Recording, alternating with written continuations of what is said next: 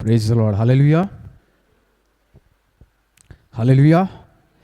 యేసుక్రీస్తు ప్రశస్తమైన నామంలో మీకు అందరికీ శుభములు తెలియజేస్తా ఉన్నాను. ఎంతమంది సంతోషంగా ఉన్నారా? ఉన్నవారం ఒక్కసారి చప్పట్లు కొట్టి దేవుని మహిమపరుస్తాం. మీ పక్కన వాళ్ళకి చెప్పండి, ఈరోజు నేను చూడడం సంతోషంగా ఉందని చెప్పండి.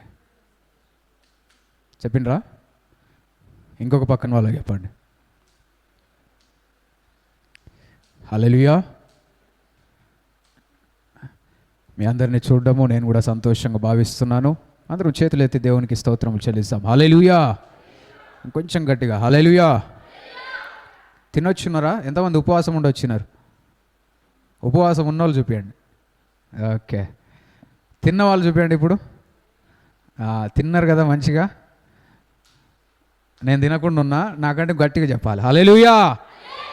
కొంచెం గట్టిగా హల్లెలూయా. దేవుని మహిమ కలుగును గాక. ఎంతో సంతోషము దేవుని మందిరంలో మనం అందరం చేరి దేవుని మహిమపరచడానికి ఆ దేవాతి దేవుడు ఇచ్చిన కృపను బట్టి ఆయన నామమునకు సమస్త మహిమ కలుగును గాక. మధ్యాహ్న కాల సమయంలో కొన్ని నిమిషములు దేవుని వాక్యమును మనం ధ్యానించుకోబోతా ఉన్నాం. చిన్న ప్రార్థన చేసుకొని కొన్ని నిమిషములు దేవుని వాక్యమును ధ్యానించుకుందాం. అందరం తల్లు వంచి కళ్ళు మూసుకున్నట్లయితే ప్రార్థన చేసుకుందాం. పరమ తండ్రి, పరిశుద్ధమైన దేవా, కృపాశక్తి సంపూర్ణుడా, నీకే వందనాలు చెల్లిస్తున్నాం. ఈ మధ్యాహ్న సమయంలో ప్రభువా కొంత సమయం నీ మాటలు ధ్యానించుచుండగా మీరే మా అందరితో మాట్లాడండి. నీ వాక్కును మాకు ప్రత్యక్షపరచండి. నీ మాటలు విని గ్రహించి అనుసరించుకొని నడుచుకునే జీవితములు మాకు దయచేసి నడిపించమని, అపవాది కార్యములు లయపరచమని నజరేయుడైన యేసు నామములో ప్రార్థిస్తున్నాం తండ్రి, ఆమేన్. హల్లెలూయా. దేవుని నామమునకు సమస్త మహిమ కలుగును గాక.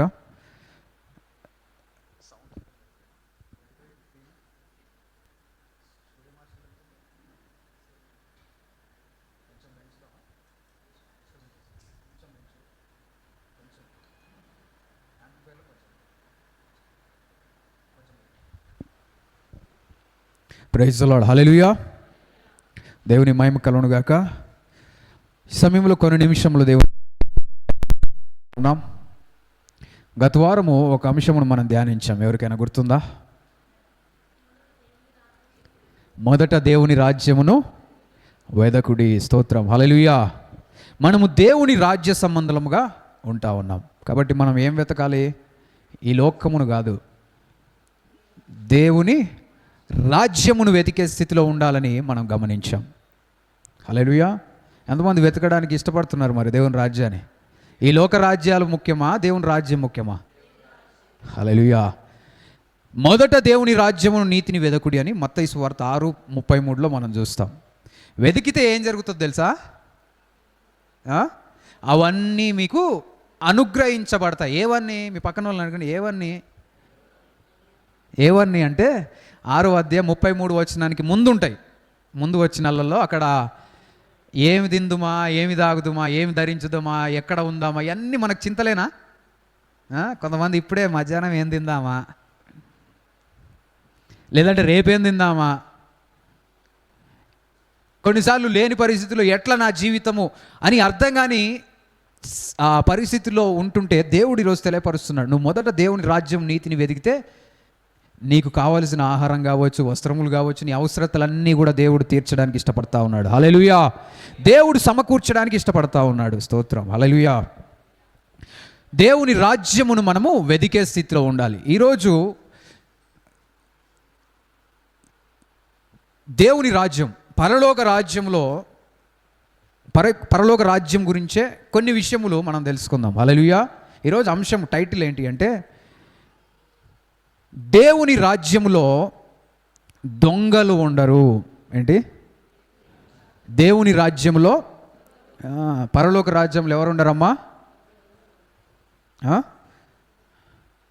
ఎవరు వేరే ఏదో చెప్తున్నారు.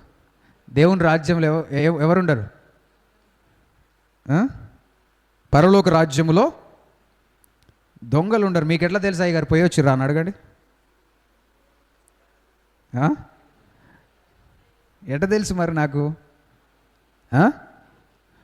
దేవుని వాక్యంలో మనం చూస్తాం. చూడండి, ఎఫెసీయులకు రాసిన పత్రిక 4వ అధ్యాయము 27వ వచనం. ఎఫెసీయులకు రాసిన పత్రిక 4వ అధ్యాయం 27వ వచనము నుండి, అపవాదికి చోటు ఇయ్యకుడి. అపవాది అంటే అపవాదికి చోటు ఇవ్వకండి. మీ పక్కన వాళ్ళకి చెప్పండి, అపవాదికి చోటు వద్దు.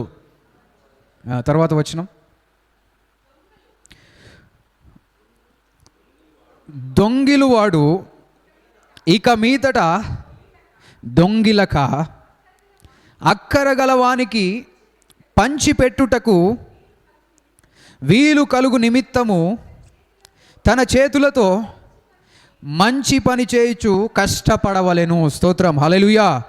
దొంగిలువాడు ఇక మీదట దొంగిలక అంటే దొంగిలించక, దొంగిలించే వాళ్ళు ఇక మీదట దొంగిలించక అక్కరలో ఉన్న వారికి సహాయం చేయనట్లుగా కష్టపడి పని చేయాలని దేవుని వాక్యం తెలియపరుస్తుంది. స్తోత్రం, హల్లెలూయా. దొంగిలించేవారు, దొంగతనం చేసేవారు దొంగిలించకుండా జీవించాలనేది దేవుని యొక్క ఉద్దేశంగా మనం చూస్తున్నాం. హల్లెలూయా. దొంగతనము అంటే ఏంటి చెప్పండి? దొంగతనం అంటే మనకు తెలిసిన అర్థం స్కామా. స్కాములు కూడా, స్కాములు చేస్తుంటారు. స్కాములు అంటే ఈ సైబర్ నేరగాళ్ళని వింటుంటారు, చూసిరా? ఫోన్ ఎత్తంగానే కొన్నిసార్లు కొందరు సైబర్ నేరగాళ్ళు మీకు ఫోన్ చేసి మీ అడ్రస్సు, మీ ఓటీపీ అడిగితే మీరు చెప్పాలా? చెప్పొద్దని వస్తుంటుంది. సైబర్ నేరగాళ్ళు అంటే, సైబర్ అంటే అర్థం ఏంటి? ఇంటర్నెట్కి సంబంధించి, అంటే ఆన్లైన్కి సంబంధించి ఈ నేరాలు మోసాలు చేస్తూ ఉంటారు, దొంగిలిస్తూ ఉంటారు. నువ్వు ఏదో ఎవరో చేసి బ్యాంక్ వాళ్ళని నీ పాస్వర్డ్ చెప్పినావు అనుకో, నీ పిన్ కోడ్ చెప్పినావు అనుకో, నీ అకౌంట్లో అన్ని వాళ్ళు దొంగిలించే అవకాశము ఉంటుంది. దొంగతనం అంటే ఇంకేంటి? దొంగించడం అంటే ఏంటి? వేరే వాళ్ళది తీసుకోవడము. హల్లెలూయా, అంతేనా? వాళ్ళ పర్మిషను వాళ్ళకి తెలియకుండా తీసుకోవడం కూడా వస్తూ ఉంటుంది. అయితే దొంగిలించడం వల్ల ఏం జరుగుతుంది? దొంగిలించడం వల్ల ఏం జరుగుతుంది చెప్పండి? దొంగిలిస్తే ఏమవుతుంది? దొంగలు అవుతారంట. దొంగిలిస్తే ఏమవుతారు? దొంగలు అవుతారు. కానీ దొంగిలిస్తే ఏం జరుగుతుంది? ఇతరులకు నష్టం జరుగుతుంది. తర్వాత మనకు లాభం అయినట్టే ఉంటుంది, అది లాభం కాదు. దొంగ దొరకనన్ని రోజులు బాగానే ఉంటాడు. దొరికిన తర్వాత శిక్ష కదా, దానివలన తీవ్ర పరిణామాలు ఎదుర్కోవాల్సిన పరిస్థితి వస్తుంది. హల్లెలూయా. దొంగలించడం వలన మనకు రావాల్సిన ఆశీర్వాదాలు మనము కోల్పోతాం. దొంగిలించడం వలన మన జీవితంలో ఇబ్బందులు తెచ్చుకునే అవకాశము ఎంతగానో ఉంటుంది. హల్లెలూయా. దేవుని వాక్యం తెలియపరుస్తుంది దొంగిలించకూడదు. అదేవిధంగా దేవుని వాక్యం ఏం తెలియపరుస్తుందంటే పరలోక రాజ్యములో దొంగలు ఉండరంట. ఆ వాక్యం చూద్దాం, చూడండి. దొంగిలించకూడదని చెప్పారు అయ్య గారు, మరి దొంగలు ఉండరని ఎట్లా చెప్తున్నారు? మత్తయి సువార్త 6వ అధ్యాయం 19వ వచనం. మత్తయి సువార్త మాథ్యూ చాప్టర్ 6 వర్స్ 19. భూమి మీద మీ కొరకు ధనము కూర్చుకొనవద్దు. భూమి మీద, వింటున్నారమ్మా? భూమి మీద అంటే మనం బ్రతుకుతున్న భూమి మీద ధనము కూర్చుకొనవద్దు. ఇక్కడ చిమ్మెటయు తుప్పును తినివేయును, దొంగలు కన్నము వేసి దొంగిలెదరు. ఈ లోకంలో ధనం సంపాదించుకుంటే ఏమైనా జరగవచ్చు కదా. ఒకరు ధనవంతులు ఏం చేసిరంటే డబ్బులన్నీ మూటగట్టి 500 నోట్లంట మంచ కింద నెట్టిరు. వాళ్ళ ధైర్యం ఏందో తెలుసా? ఏదైనా ఇబ్బంది వస్తే ఏముంది? మంచ కింద ఏముంది? మూట ఉంది. ఏదో ఒకసారి అవసరం వచ్చిందంట, మూట ఇప్పాల్సిన అవసరత, పోయి మూట ఇప్పారు. మూట ఇప్పి ఏడుస్తూ ఉన్నారు. ఎందుకంటే ఎలకలు పోయి నోట్లన్నీ కొట్టినాయంట, పనికి రాకుండా కొట్టినాయంట. పనికి వచ్చేటట్టు కొడతాయి కొన్ని పనికి రాకుండా కూడా అవుతాయి. పనికి వచ్చేటట్టు అంటే ఇప్పుడు మీ దగ్గర నోటు జినిగింది అనుకో, సగం దాని మీద సీరియల్ నెంబర్ ఉండి ఎక్కువ శాతం మీ దగ్గర ఉంటే బ్యాంకుకి వెళ్ళి మీరు ఆ నోటు ఇస్తే ఆ నోటు తీసుకొని డబ్బులు ఇస్తారు. మనకి చినిగినవి పారేయకండి. కొంతమంది చినిగిన నోట్లు తీసుకొని డబ్బులు ఇస్తారు, చూసిరా? వాళ్ళు ఏం చేస్తారంటే మన కార్డు తీసుకొని బ్యాంకులో ఇచ్చి వాళ్ళు ఫుల్ అమౌంట్ తీసుకుంటారు. మనకు మాత్రం మనం ఇచ్చినప్పుడు తక్కువ ఇస్తారు. వీళ్ళ నోట్లు పనికి రాకుండా కొట్టేసిన ఎలకలు. ఎంత బాధ! ఈ లోకంలో నిజమే కదా. మనం ఎన్ని సంపాదించుకున్నా ఏ రోజు ఏమవుతుందో తెలియదు. అస్థిరమైన పరిస్థితులు. ఒక వ్యక్తి ఒకరోజు ధనవంతునిగా కనిపించవచ్చు, మరుసటి నాడు అదే వ్యక్తి పేదరికంలో, కటిక పేదరికంలోనికి, ఇబ్బందుల్లోనికి వెళ్ళిపోయే పరిస్థితులు మనం ఈ లోకంలో చూస్తూ ఉన్నాం. ఊహించని పరిస్థితులు జరిగే అవకాశాలు ఈ లోకంలో ఎంతగానో ఉన్నాయి. అందుకే దేవుని వాక్యం తెలియపరుస్తుంది, ఈ లోకంలో ధనము కూర్చుకోవద్దు. మరి ఎక్కడ కూర్చుకోవాలి? తర్వాత వచ్చిన చదవండి. పరలోకమందు, అందరం చెప్దాం, పరలోకమందు. హల్లెలూయా. పరలోకమందు మీ కొరకు ధనము కూర్చుకొనుడి, అచ్చట చిమ్మెట అయినను తుప్పైనను దాన్ని తినివేయదు, దొంగలు కన్నము వేసి దొంగిలరు. స్తోత్రం. చప్పట్లు కొట్టి దేవుని మహిమపరుస్తా. పరలోక రాజ్యములో నువ్వు సంపాదించుకున్నావు, నువ్వు ఇంత బంగారం ఉంది, 2 కిలోల బంగారం, దొంగ వచ్చి ఎవరో దాన్ని దోచుకొని నీ బంగారం తీసుకొని వెళ్ళడానికి అవకాశము లేదు. దేవుని రాజ్యంలో దొంగలు పడి, లేదంటే ఏవైనా తుప్పు, ఏదైనా చిమ్మటలు, ఏదైనా పురుగులు వచ్చి నీ సంపదను దోచుకునే అవకాశం లేదు. ఈ లోకం వరకే అది. అందుకే దేవుని వాక్యం తెలియపరుస్తుంది, ఈ లోకం కంటే కూడా నువ్వు ఎక్కడ ధనము సంపాదించుకోవాలంటే పరలోక రాజ్యములో నీ యొక్క ప్రథమ స్థానము ధనము సంపాదనకు ఉండాలి. హల్లెలూయా. మనమందరం పరలోక రాజ్యంలో ధనము చేకూర్చుకునే వాళ్ళము యేసు నామములో ఉందుము గాక. ప్రియమైన దేవుని బిడ్డలారా, దొంగలుగా ఉండవద్దు. అదేవిధంగా దేవుని రాజ్యం కొరకు సిద్ధపడుతున్న నువ్వు నేను దేవుని రాజ్యంలో దేవుని సంబంధిగా జీవించాలి. పరలోక రాజ్యంలో దొంగలు ఉండరు. మన జీవితంలో మనం మార్చుకుంటూ జీవించాలి. హల్లెలూయా. ప్రియమైన దేవుని బిడ్డలారా, దేవుని నమ్మిన వారు కూడా దొంగలుగా ఉండడము మనం చూస్తూ ఉన్నాం. ఎలా ఉన్నారమ్మా? దొంగలుగా ఉన్నారు. ఏందయ్య గారు, నేనేమన్నా గజ దొంగనా? నేనేమన్నా బ్యాంకు దోపిడీ చేసిందా? దోపిడీ దొంగనా? ఎవరైనా దారిలో వెళ్తుంటే వాడిని దోచుకొని ఇదా నా పరిస్థితి? కాదు కదయ్యా. అవునా? అలాంటి వాళ్ళు ఉన్నారా? అలాంటి వాళ్ళు ఉంటే వేస్తున్న వాళ్ళు మార్పు వచ్చును గాక. దొంగతనం అనేది దేవుని రాజ్యంలో ఉండని విషయము. దేవుని బిడ్డలు కూడా దొంగిలించకుండా జీవించాలి. అందుకే ఆజ్ఞలలో కూడా మనం ఏం చూస్తాం? మీరు దొంగిలించకూడదు, మీ పొరుగు వానిది ఆశించకూడదని ఆజ్ఞలు మనం చూస్తూ ఉన్నాం. స్తోత్రం. హల్లెలూయా. అయితే బాధాకరమైన విషయం ఏంటి అంటే, అనేకులు దేవుని నమ్మిన వారు దేవుని నుండి దొంగతనం చేస్తున్నారు. ఎవరి నుంచి? డైరెక్ట్ దేవుని నుంచే. దేవుని సేవకులు కాదు, పక్కన కూర్చున్న వాళ్ళ నుంచి కాదు.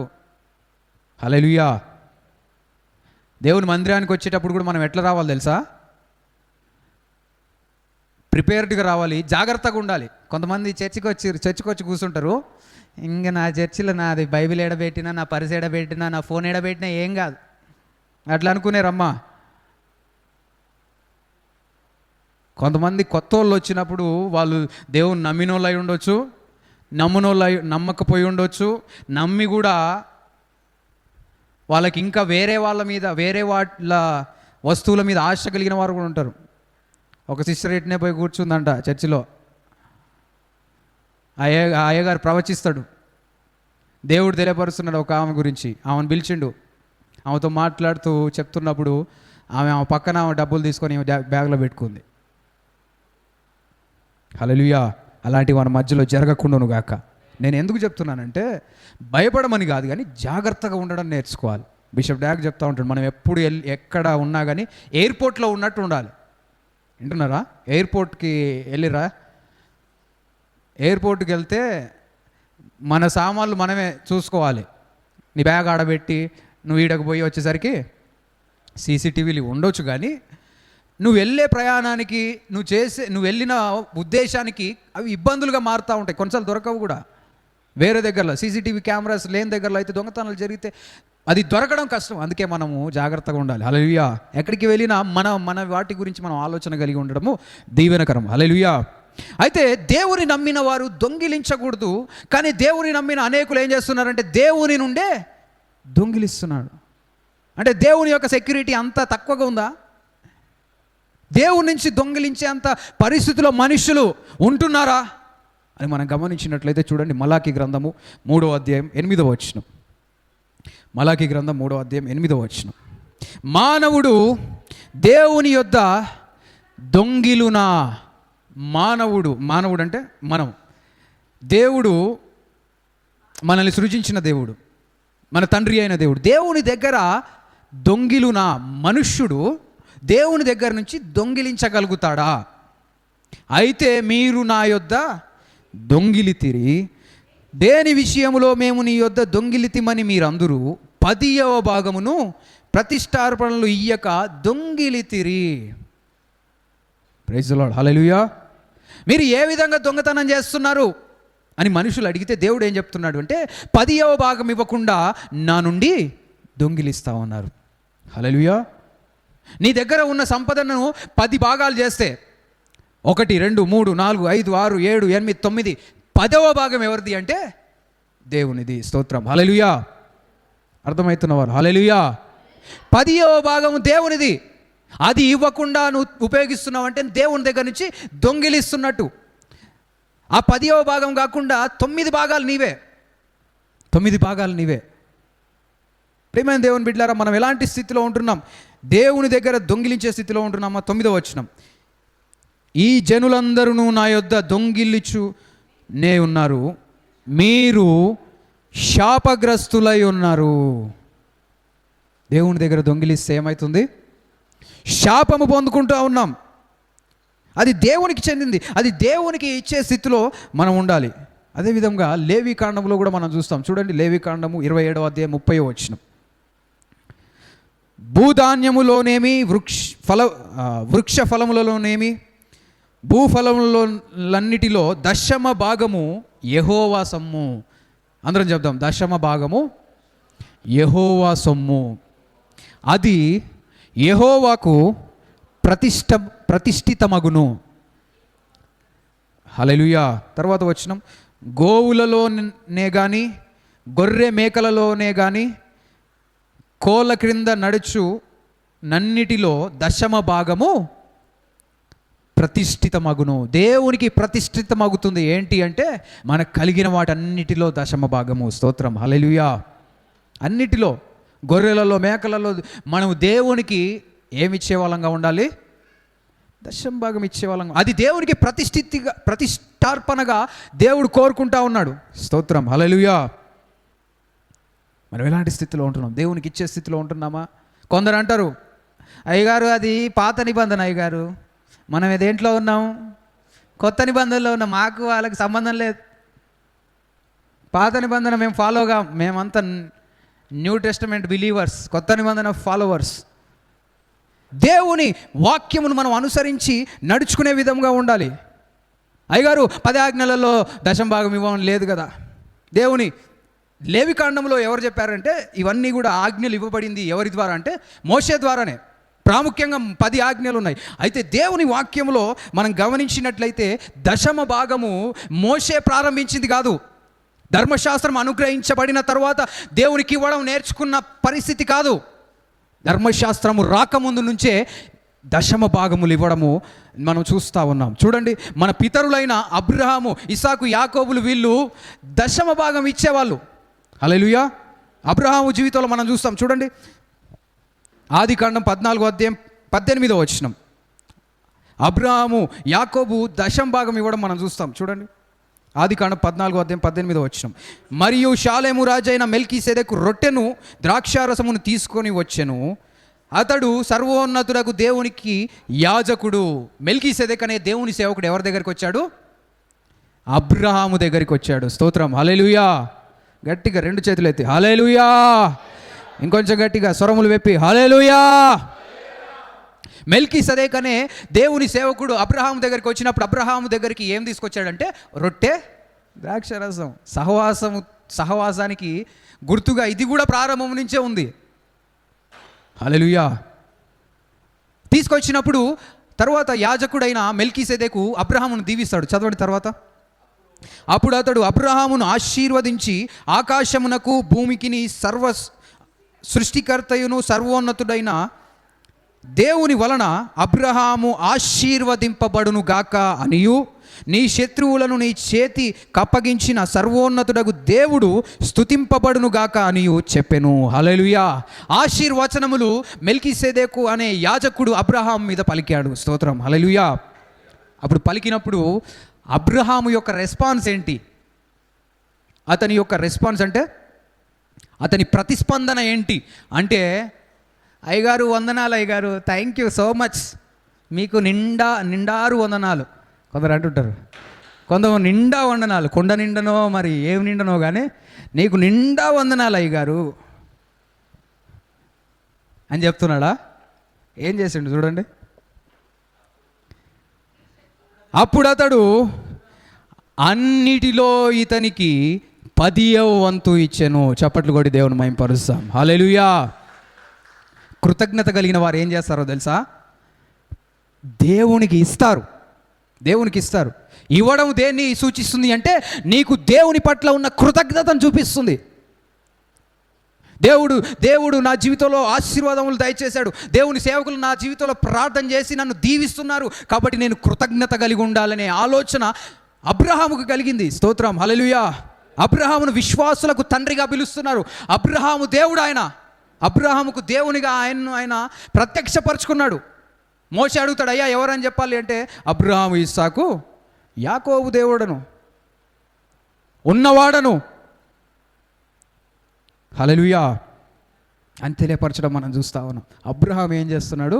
అతనికి కలిగిన దాంట్లో నుంచి 10వ భాగము దేవుని సేవకునికి ఇచ్చాడు. తర్వాత మనం చూస్తే సొదొమ రాజు మనుష్యులను నాకు ఇచ్చి ఆస్తిని నీవు తీసుకోమని అబ్రహాముతో చెప్పగా, అబ్రహాము నేనే అబ్రహామును దీవింతునని చేసి తినని అబ్రహామును ధనవంతునిగా చేసి తినని నీవు చెప్పుకుంటున్నట్లు ఒక నూలు పోగైనను చెప్పుల వారైనను వాటిలో ఏదైనాను తీసుకొనా. స్తోత్రం, హల్లెలూయా. అబ్రహాం ఏమంటున్నాడు సొదొమ రాజుతోటి? సొదొమ రాజు అంటున్నాడు ధనము తీసుకో అంటే అబ్రహాం అంటున్నాడు నాకు అవసరం లేదు, నువ్వు ఇచ్చిన ధనము ద్వారా నేను అబ్రహాము నేనే గొప్పవాడిని ధనవంతుడిని చేసిన నువ్వు చెప్పుకుంటావు, కాబట్టి నీ కలిగిన దాంట్లో నూలు పోగైనా చెప్పుల వారైనా నాకు అవసరం లేదు. హల్లెలూయా. ప్రేమైన దేవుని బిడ్డలారా, అబ్రహామును దేవుడు దీవించాడు. ఆదికాండం 13వ అధ్యాయము 2వ వచనం చూడండి. అబ్రహాము ఒక స్టేటస్ మనం చూడవచ్చు అక్కడ. అబ్రహాము వెండి బంగారము పశువులు కలిగి బహుధనవంతుడై ఉండెను. చప్పట్లు కొట్టి దేవుని మహిమపరుద్దాం. హల్లెలూయా. అబ్రహాము సాధారణమైన వ్యక్తి కాదు. అతని దగ్గర బంగారం ఉంది, వెండి ఉంది, పశువులు ఉన్నాయి, సంపద ఉంది. బహుధనవంతుడుగా ఉన్నాడు. బహుధనవంతుడు అంట. ఎంత గొప్ప స్థితి చూడండి. ఎప్పుడైతే మెల్కీసెదెకు యాజకుడు ఆయన దగ్గరికి రాగానే ఆయన కలిగిన దాంట్లో నుంచి 10వ భాగం తీసి దేవుని సేవకునికి సమర్పించాడు. నువ్వు దేవునికి ఇచ్చే స్థితిలో ఉంటున్నావా? నీ ఇచ్చే స్థితిని బట్టే నువ్వు ఎంత కృతజ్ఞత కలిగి ఉన్నావు అనేది తెలుస్తుంది. ఒక బహుధనవంతుడు, ఒక కోటీశ్వరుడు 1,000 రూపాయలు, 2,000 ఇవ్వడము పెద్ద విషయమే కాదు. కొంతమంది దేవుని నమ్మిన వారు కూడా దేవుని సేవకులకు ఇవ్వలేని పరిస్థితిలో ఉంటుంటారు. ఏదైనా ఒక సెలబ్రేషన్ టైంలో కూడా తక్కువ ఇచ్చి పంపించే పరిస్థితులు ఉంటాయి. హల్లెలూయా. ఎన్నో ఎదుర్కోవాల్సిన పరిస్థితులు వస్తుంటాయి. కానీ కృతజ్ఞత కలిగిన వారు ఏం చేస్తారో తెలుసా? దేవునికి ధారాళంగా ఇస్తారు. స్తోత్రం, హల్లెలూయా. మనం ఎలాంటి స్థితిలో ఉంటున్నాం? అదేవిధంగా యాకోబు జీవితంలో చూడండి. ఆదికాండము 28వ అధ్యాయం 22వ వచనం. మరియు స్తంభముగా నేను నిలిపిన ఈ రాయి దేవుని మందిరమగును, మరియు నీవు నాకిచ్చు యావత్తులో 10వ వంతు నిశ్చయముగా నీకు చెల్లించెదనని మ్రొక్కుకొనెను. హల్లెలూయా, హల్లెలూయా, హల్లెలూయా. యాకోబు ఒక తీర్మానం చేసుకుంటున్నాడు, అయ్యా నాకు ఇచ్చేదాంట అంతట్లో కూడా నేను నీకు 10వ భాగము నీకు చెల్లిస్తాను. స్తోత్రం, హల్లెలూయా. ఎంత నిర్ణయం చూడండి. నాకు ఇచ్చే దాంట్లో అంతట్లో కూడా నీకు 10వ భాగం ఇస్తాను ప్రభువా అని దేవునితో ఒక నిబంధన చేసుకుంటా ఉన్నాడు. అప్పుడేమైనా చర్చికి వెళ్ళండి ఆయన? చర్చిలు ఉన్నాయా? లేవు. ఇంతగా దేవుని సువార్త ప్రకటించడానికి, లేదంటే ధర్మశాస్త్రం అనుగ్రహించబడిందా? దేవుని నియమాలు నిబంధనలు తెలియపరచబడ్డాయంటే తెలియపరచబడలే. కానీ వారిలోనే దేవుడి యొక్క ఆలోచన ఉంచాడు. వాళ్ళే నిర్ణయాలు తీసుకుంటున్నారు. అబ్రహాం గురించి వినుంటాడు యాకోబు, మా పితరుడు దేవునికి ఇచ్చేవాడు కాబట్టి నేను కూడా ఇవ్వాలి అని ఒక నిర్ణయం తీసుకుంటున్నాడు. హల్లెలూయా. యాకోబు యొక్క సంతానం ఎవరు చెప్పండి? యాకోబుకి ఎంతమంది పిల్లలు? 12 మంది పిల్లలు. 12 మందిలో ఎక్కువగా దీవించబడ్డ వ్యక్తి ఎవరు చెప్పండి? యోసేపు. హల్లెలూయా. యోసేపును తన సొంత అన్నదమ్ములు ఎక్కడికి అమ్మేశారు? ఐగుప్తీయులకి అమ్మలే కానీ వేరే వాళ్ళకి అమ్మితే వాళ్ళు తీసుకొని పోయి ఏం చేశారంటే ఐగుప్తీలకు అమ్మేశారు. చివరికి ఎక్కడ ఎండ్ అయ్యిందంటే ఈజిప్ట్కి వెళ్ళిండు. ఐగుప్తు దేశంలో వెళ్ళేసి అక్కడ పనివానిగా ఉండి ప్రయాసపడి అక్కడ కూడా దేవుడు అతనికి తోడుగా ఉన్నాడు. ఇంకో విషయం అక్కడ మీరు గమనిస్తే ఒక విషయము ఏముంటుంది తెలుసా? ఇక్కడంతా ఇంటి దగ్గర ఉన్నప్పుడు అంతా కూడా యోసేపుతో దేవుడు ఉన్నట్టుగా రాయబడలే. కానీ ఎప్పుడైతే ఐగుప్తుకి వెళ్ళి అక్కడ శ్రమలలో ఉన్నాడో అప్పుడు ఏం రాయబడ్డదంటే యోసేపుకు దేవుడు తోడై ఉన్నాడు. స్తోత్రం, హల్లెలూయా. అంటే కష్టంలో నష్టంలో దేవుడు విడిచిపెట్టేవాడు కాదు, యోసేపుకు తోడుగా ఉన్నాడు. తర్వాత యోసేపును ప్రధానమంత్రి స్థాయికి దీవించాడు. యోసేపు జీవితం గురించి మనకు తెలిసే. దీవించిన తర్వాత తన సహోదరులే వచ్చి వాళ్ళ దేశంలో కరువు రాగానే అయ్యా మాకు సహాయం చేయండి అని వచ్చి ఎవరిని బ్రతిమలాడుకుంటారు అంటే సొంత తమ్ముడినే అడుగుతారు. అడిగినప్పుడు తర్వాత మనకు తెలిసింది ఆయన క్షమించి ఇదంతా దేవుడు నా మంచి కోసం జరిగించాడని వాళ్ళందరినీ స్వీకరించి వాళ్ళందరినీ ఐగుప్తు దేశానికి రప్పించుకొని వాళ్ళందరికీ అవసరతలన్నీ కూడా తీర్చి అక్కడనే వాళ్ళు దేవుని ప్రజలందరూ కూడా అభివృద్ధి పరచబడ్డం, ఇజ్రాయేలుల జనాంగము విస్తరించడం మనం చూస్తాం. విస్తరిస్తున్న విధానమును బట్టి అక్కడున్న అధికారులు రాజు ఏం చేస్తాడంటే ఇజ్రాయేలుల వంశంలో మగపిల్లలందరినీ కూడా హతము చేయండి, చంపేయండి, వీళ్ళ వంశాలు అభివృద్ధి చెందుతూ ఉన్నాయి, విస్తరిస్తూ ఉన్నారు, వీళ్ళు విస్తరించొద్దని మగపిల్లలందరినీ కూడా చంపేయాలనే ఒక శాసనం తీసుకొచ్చారు. ఆ టైంలో ఎవరు జన్మించారో తెలుసా? మోషే జన్మించాడు. స్తోత్రం, హల్లెలూయా. మోషే తల్లి మాత్రము మోషే సుందరుడుగా ఉన్నందున అతని మీద ప్రేమ ఉన్నందున ఏం చేసిందంటే అతన్ని ఒక జమ్ము పెట్టెలో దాచిపెట్టి నీళ్ళలో ఉంచింది. హల్లెలూయా. ఆ విధంగా మోషే తప్పించబడ్డాడు. తర్వాత ఫరో కుమార్తె అతన్ని తీసుకొని వెళ్ళడం, పెంచడము. తర్వాత మోషే పెద్దవాడైన తర్వాత దేవుని ప్రజలను విడిపించడానికి దేవుడు మళ్ళీ ఎవరు నిలబెట్టాడంటే మోషేని నిలబెట్టాడు. హల్లెలూయా. మోషే ఏం చేశాడంటే ఇజ్రాయేలీలను ఫరో బానిసత్వం నుండి విడిపించి తీసుకువెళ్ళాడు. హల్లెలూయా. తీసుకువెళ్తున్న సమయంలో దేవుడు మోషే ద్వారా ఆయన ప్రజలకు ఆజ్ఞలు ఇచ్చాడు. హల్లెలూయా. 10 ఆజ్ఞలు ఇచ్చాడు. తర్వాత ఏ విధంగా జీవించాలనే అనేక ఆజ్ఞలు, 10 ఆజ్ఞలు ప్రాముఖ్యమైన అయినప్పటికీ కూడా తర్వాత వాళ్ళ జీవితంలో ఏమి చేయాలి ఏం చేయకూడదనే అనేక విషయములు మోషే తెలియపరచడం మనం చూస్తూ ఉన్నాం. లేవి కాండంలో కావచ్చు, నిర్గమకాండంలో కావచ్చు, అనేక విషయములు మనం చదవచ్చు. ఇవన్నీ కూడా దేవుడు తెలియపరిచాడు. వీటికన్నిటికీ ముందే దేవునికి ఇవ్వడము ప్రారంభమైంది. స్తోత్రం, హల్లెలూయా. దేవునికి ఇవ్వడం ప్రారంభమైంది. ధర్మశాస్త్రం అనుగ్రహించబడక ముందే దేవునికి దశమ భాగం ఇవ్వడము మనం దేవుని వాక్యములో మనం చూస్తూ ఉన్నాం. ప్రేమైన దేవుని బిడ్డలారా, మన జీవిత పరిస్థితులు ఎట్లున్నాయి? నాస్తికులు 2 రకాలు ఉంటారు. నాస్తికులు అంటే ఎవరు చెప్పండి? దేవుడు ఉన్నాడని ఒప్పుకోరు, దేవుడు లేడని నమ్మేవాళ్ళు. వింటున్నారా? దేవుడు లేడు అనేవారిని ఏమంటారు అంటే నాస్తికులు అంటారు. ఇంకొక రకమైన వాళ్ళు ఉన్నారు. ఏంటి అంటే దేవుడు లేనట్లుగా ప్రవర్తించేవాళ్ళు. ఒకరెవరు అంటే దేవుడు లేడనేవారు, రెండోవారు దేవుడు లేనట్లుగా ప్రవర్తించేవాళ్ళు, దేవుడు లేనట్లుగా జీవించేవాళ్ళు. ప్రియమైన దేవుని బిడ్డలారా, యాకోబు జీవితంలో దశమ భాగము ఇవ్వడానికి ఆయన మొక్కుబడి చేసుకోవడం మనం చూస్తూ ఉన్నాం. అయితే యాకోబు పలికిన ఒక చక్కటి మాట అక్కడ మనం చదువుతాం. మరొకసారి చదవండి. ఆదికాండం 28వ అధ్యాయం 22వ వచనం. మరియు స్తంభముగా నేను నిలిపిన ఈ రాయి దేవుని మందిరమగును, మరియు నీవు నాకిచ్చు, స్తోత్రం, హల్లెలూయా, నీవు నాకిచ్చు యావత్తులో. యాకోబు ఏం గుర్తిస్తున్నాడో తెలుసా? మనకేదైనా ఇవ్వబడుతుంది అంటే అది ఎవరిస్తున్నారు?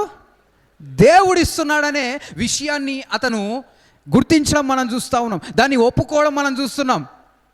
అయ్యా నువ్వు నాకు ఏది ఇచ్చినా కానీ దాంట్లో నుంచి దశమ భాగం నీకు ఇస్తాను ప్రభువా. చాలామంది దేవుని నమ్మిన వారు దేవునికి ఇవ్వలేని స్థితిలో ఉండడానికి కారణం ఏంటి అంటే నాకు ఉన్నవన్నీ కూడా దేవుడు నాకు ఇచ్చాడని ఒప్పుకోలేని పరిస్థితి. నేను స్కూల్కి వెళ్ళాను, నేను చదువుకున్నాను, నేను డిగ్రీ తెచ్చుకున్నాను, నేను ఏమంటారు ఫెయిల్ అయితే సప్లీ రాశాను, ఎన్నిసార్లు రాశాను,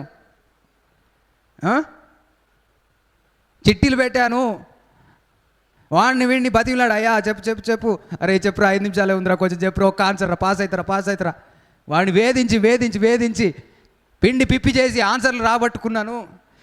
ఇంటర్వ్యూకి 10 ఇంటర్వ్యూలకు వెళ్ళి 11 ఇంటర్వ్యూలో ఉద్యోగం తెచ్చుకున్నాను. కష్టపడి 9 నుంచి 5 వరకు కష్టపడి సంపాదిస్తే జీతం వస్తుంది, ఇది నా కష్టార్జితము అనే పరిస్థితిలో ఉండడం వలన దేవునికి ఇవ్వలేని స్థితిలో అనేకులు ఉంటా ఉన్నారు. ఎందుకంటే నాది కదా, నేను కదా ఈరోజు పనికి పోయింది, ఇది నా సొంతం, ఇది నా ధనం, ఇది నా సొమ్ము అని ఆలోచన చేస్తూ ఉన్నారు. యాకోబు మాత్రం ఏం చెప్తున్నాడంటే, నాకు ఇచ్చిన దాంట్లో అంతట్లో కూడా నేను దేవునికి దశమభాగం ఇస్తా. అంటే నాకు వస్తున్నవన్నీ కూడా ఎవరి ద్వారా అంటే దేవుని ద్వారానే, దేవుని కృప ద్వారా నేను ఈ స్థితిలో ఉన్నాను. హల్లెలూయా. అందుకే ఒక పాట ఉంది, నాదంటూ లోకాన ఏది లేదయ్యా, ఒకవేళ ఉందంటే నీవిచ్చినదే ప్రభువా. నాదంటూ ఈ లోకంలో ఏది లేదు, ఏదైనా ఉంది అంటే అది నువ్వే నాకు ఇచ్చావు ప్రభువా. మనం అలాంటి స్థితిలో ఉంటున్నామా? కొంతమంది ఇవ్వరు, ఎందుకంటే దేవుడు లేనట్టుగా ప్రవర్తిస్తుంటారు. దేవుడు కాదు నాకు సమకూర్చేది, నేనే కష్టపడి చేసుకుంటున్నాను, నేనే బ్రతుకుతున్నాను అనుకుంటుంటారు, అట్లా నటిస్తుంటారు. ఒక దేశంలో ఒక పెద్ద భూకంపం వచ్చింది, రీసెంట్గా కూడా ఒక దేశంలో భూకంపం వచ్చింది కదా. ఆ విధంగానే ఒక దేశంలో భూకంపం వచ్చినప్పుడు కింద మనుషులందరూ కూడా పడిన గోడలు కావచ్చు, బిల్డింగ్స్ కూలినప్పుడు చాలామంది చనిపోతారు. కొంతమంది మాత్రము ఏదైనా కింద ఇరుక్కొని రాలేని పరిస్థితిలో ఉంటారు. అందుకే అప్పుడు ఏం చేస్తారంటే పెద్ద పెద్ద జేసీబీలు ఇవన్నీ తీసుకొచ్చి అవన్నిటిని కూడా క్లియర్ చేస్తూ ఉంటారు, జాగ్రత్తగా తీస్తుంటారు. ఎందుకంటే కింద ఎవరైనా మనిషి ఒక ప్రాణం బ్రతికి ఉందంటే వాళ్ళని బ్రతికించడానికి ప్రయాసపడుతూ ఉంటారు. ఇట్లా ఒక దగ్గర భూకంపం వచ్చిన సమయంలో అక్కడ అన్నీ కూడా మెల్లగా తీస్తూ ఉన్నారంటే ఎవరైనా బ్రతికుంటే వాళ్ళని కాపాడదామని. 2 రోజుల తర్వాత చేస్తూ ఉంటే ఆశ్చర్య రీతిలో ఒక వ్యక్తి బ్రతికున్నాడంట. హల్లెలూయా. ఈ బ్రతికున్న వ్యక్తిని కాపాడడానికి వాళ్ళు ఎంతగానో ప్రయాసపడి అతన్ని బ్రతికించి బయటికి తీసుకొచ్చినారు. బ్రతికించి బయటికి తీసుకొచ్చేసరికి ఈ బ్రతికిన వ్యక్తి సెలబ్రిటీగా మారిపోయాడు. ఇక నెక్స్ట్ రోజు నుంచి న్యూస్ ఛానళ్ళన్నీ ఎక్కడికి వస్తున్నాయి, వాళ్ళ ఇంటికి వస్తారు మైకులు పట్టుకొని, అయ్యా ఎట్లా బ్రతికినావు, నీ ఎక్స్పీరియన్స్ ఏంది ఏంది అని అడుగుతుంటే ఈయన ఇక అందరూ న్యూస్ రిపోర్టర్స్ అందరూ వచ్చి, జర్నలిస్టులు వచ్చి అడుగుతూ ఉంటే ఈయన చెప్తున్నాడు, నేను బ్రతకడానికి కారణము నా మనోధైర్యం, నేను బ్రతకడానికి నా యొక్క దృఢ సంకల్పం, నేను బ్రతికి ఉన్నానంటే నేను పోరాడాను అని చెప్పిండంట. సరే అనేసి ఇక న్యూస్ ఛానల్లో వెళ్ళిపోయినంట. వారం తర్వాత ఈయననే చచ్చిపోయినంట.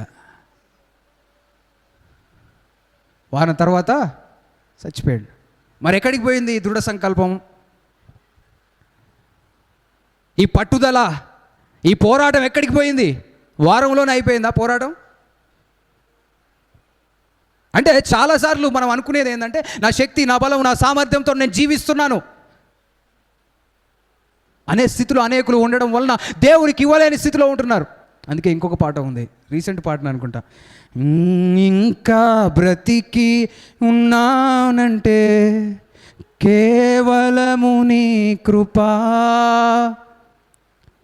తర్వాత ఇంకా సేవలో ఉన్నానంటే అది కేవలము నీ కృపా, నీ కృపా, నీ కృపా, ఆకాశము కంటే ఎత్తైనది. హల్లెలూయా. ఇంకా బ్రతికున్నామంటే ఎవరి కృప? దేవునికి ఇవ్వాల్సిన మహిమను దేవునికి ఇవ్వరు. ఏదో నా శక్తి బలం చేత నేను ఏదో పోరాడి నేను జీవిస్తున్నాను అనుకుంటున్నారు. కానీ దేవుడు అనే వ్యక్తి ఒక అతను ఉన్నాడు. ఆయన నన్ను చల్లగా చూడబట్టి, ఆయన రెక్కల చాటుని నేను భద్రపరచబట్టి నేను ఇంకా జీవిస్తున్నాననే అవగాహనకి రాలేని స్థితిలో, అనేకులు జీవిస్తూ ఉన్నారు. మనం ఈరోజు సరైన రీతిలో ఆలోచించడం నేర్చుకుందాం గాక. మనం ఇంకా బ్రతికి ఉన్నామంటే దేవుని కృపే. ఈరోజు నేను దేవుని కృప వల్లనే బ్రతుకున్నా. ఎన్నో ప్రమాదాలు మనందరి జీవితంలో వస్తుంటాయి, ఎన్నో రోగాలు వస్తాయి, చచ్చిపోయే పరిస్థితులు వస్తూ ఉంటాయి. దేవుడు బ్రతికించడం వల్లనే.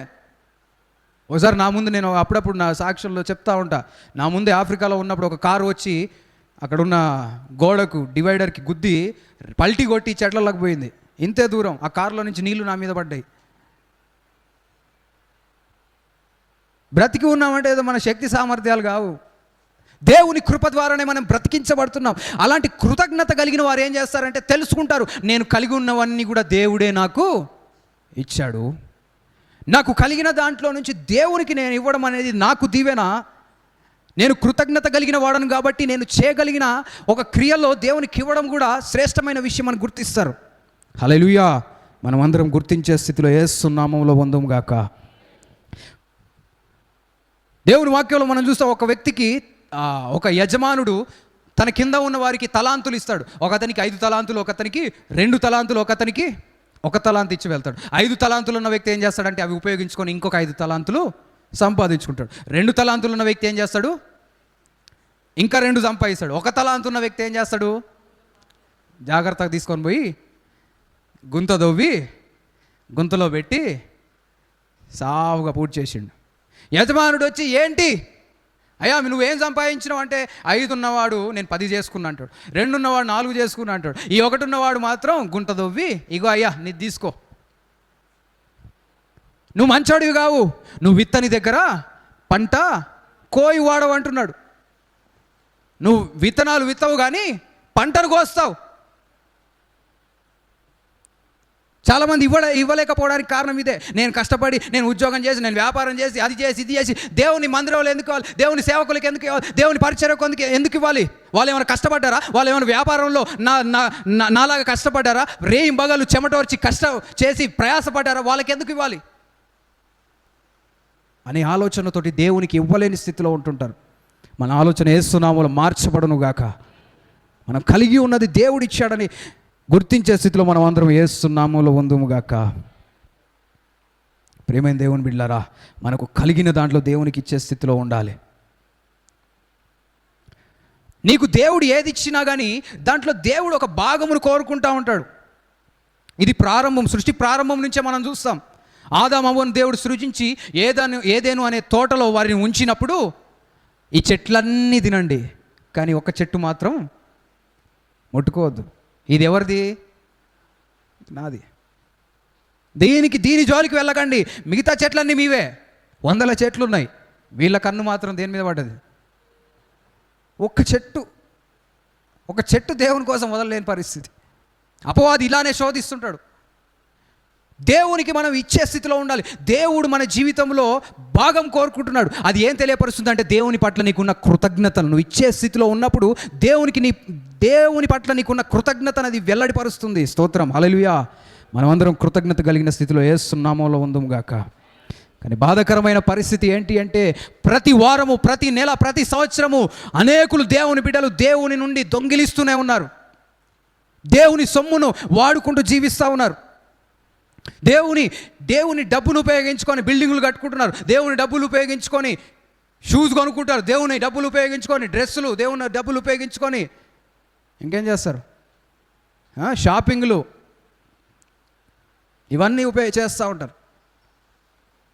మన జీవితంలో మార్పు వచ్చును గాక. ఒక బ్రదర్ని దేవుని సేవకుడు అడిగాడంట, అయ్యా దశంభాగాలు ఇస్తున్నావంటే, మా ఇంటి కప్పు లీక్ అవుతుంది అయ్యగారు అన్నాడంట. ఏంటంట? మా ఇంటి కప్పు లీక్ అవుతుంది అయ్యగారు, ఎట్టియాలి? ప్రేమైన దేవుని బిడ్డలారా, మనం ఎలాంటి పరిస్థితిలో ఉంటున్నాం? మనల్ని మనం పరీక్షించుకుందాం. నడవనియండి. హల్లెలూయా. మనం అందరం ఇచ్చే స్థితిలో యేసు నామములో పొందుము గాక. ప్రతి ఒక్కరు దేవుని మందిరంలో ఇచ్చే స్థితిలో ఉండాలి. దశంభాగాలు ఇచ్చే స్థితిలో ఉండాలి. నువ్వు ధనవంతుడు అయినా, నీకు డబ్బులున్నా, డబ్బులు లేకున్నా, నువ్వు ఉద్యోగస్తుడు అయినా, వ్యాపారస్తుడు అయినా, నువ్వు చదువుకుంటున్న వ్యక్తివైనా, ఎవరైనా కానీ దేవుని మందిరంలో దశంభాగం ఇచ్చే స్థితిలో ఉండాలి. అది నీకు దీవెన. హల్లెలూయా. ధనవంతుడు ఇచ్చినంత నువ్వు ఇవ్వాల్సిన అవసరం లేదు. ధనవంతుడు ₹1,00,00,000 ఇస్తే నీకు ఆయనతోటి పోటీ అవసరం లేదు. నీకు కలిగిన దాంట్లో నుంచి నువ్వు ధారాళంగా ఇవ్వాలి. అందరికీ ఒకటే అమౌంట్ అనుకో, అప్పుడు ఇబ్బంది కాదా? కొన్ని జాయిన్ కావాలి అంటే కొన్ని ఫిక్స్డ్ అమౌంట్స్ ఉంటుంటాయి, అవునా కదా? కొన్ని స్కూళ్ళల్లో పిల్లలకు అడ్మిషన్ తీసుకోవాలంటే కొన్నిట్లో అయితే 20-30 వేలలో ఉంటాయి, కొన్ని స్కూళ్ళల్లో అయితే లక్షల మీద ఉంటాయి. పేదవాళ్ళకైనా అదే ఫీజు, ధనవంతులకైనా అదే ఫీజు. కానీ దేవుడు అట్లా కోరుకోవట్లేడు. నీకు కలిగిన దాంట్లో నుంచి నువ్వు నమ్మకంగా ఇచ్చే స్థితిలో ఉండాలి. స్తోత్రం, హల్లెలూయా. మనం ఎలాంటి స్థితిలో ఉన్నాం? దేవునికి ఇచ్చే స్థితిలో యేసు నామములో వందుముగాక. హల్లెలూయా. మనం ఎలాంటి స్థితిలో ఉంటున్నాం? నువ్వు దశంభాగం ఇవ్వట్లేవు అంటే అది ఏమి సూచిస్తుంది అంటే కృతజ్ఞత లేని స్థితిని చూపిస్తూ ఉంది. నా దీవెనలకు, నా ఆశీర్వాదములకు ఈ స్థితిలో నేను ఉండడానికి కారణము దేవుడు కాడు అని నువ్వు చెప్పకనే చెప్తున్నట్టుగా ఉంటుంటుంది. దేవునికి ఇచ్చే స్థితిలో మనం అందరం యేసు నామములో ఉందాం గాక. స్తోత్రం, హల్లెలూయా. 2 చేతులు ఎత్తి హల్లెలూయా, ఇంకొంచెం గట్టిగా హల్లెలూయా. మనం ఎలాంటి స్థితిలో ఉన్నాం? ఈ సమయంలో నాకు కొంతమంది వాలంటీర్స్ కావాలి.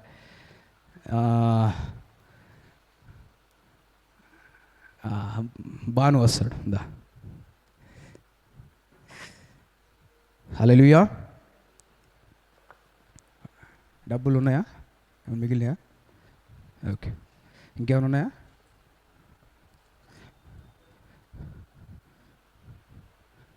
ఇంకేమైనా ఉన్నాయా? ఓకే, సూపర్, హల్లెలూయా. ప్రియమైన దేవుని బిడ్డలారా, ఇప్పుడు నా దగ్గర కొంత డబ్బు ఉంది. ఎంత ఉంది? 2, 50, 70, ₹270 ఉన్నాయి. వింటున్నారా? ఇవి ఎవరివి? నావి. ప్రస్తుతానికి ఇవి నావి. ₹270 ఉన్నాయి. ఇవి నేనేం చేస్తున్నాను అంటే 270లో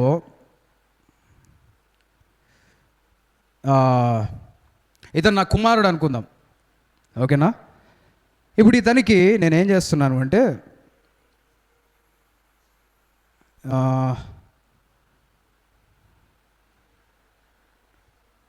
ఓకే, ఎంత ఇచ్చాను?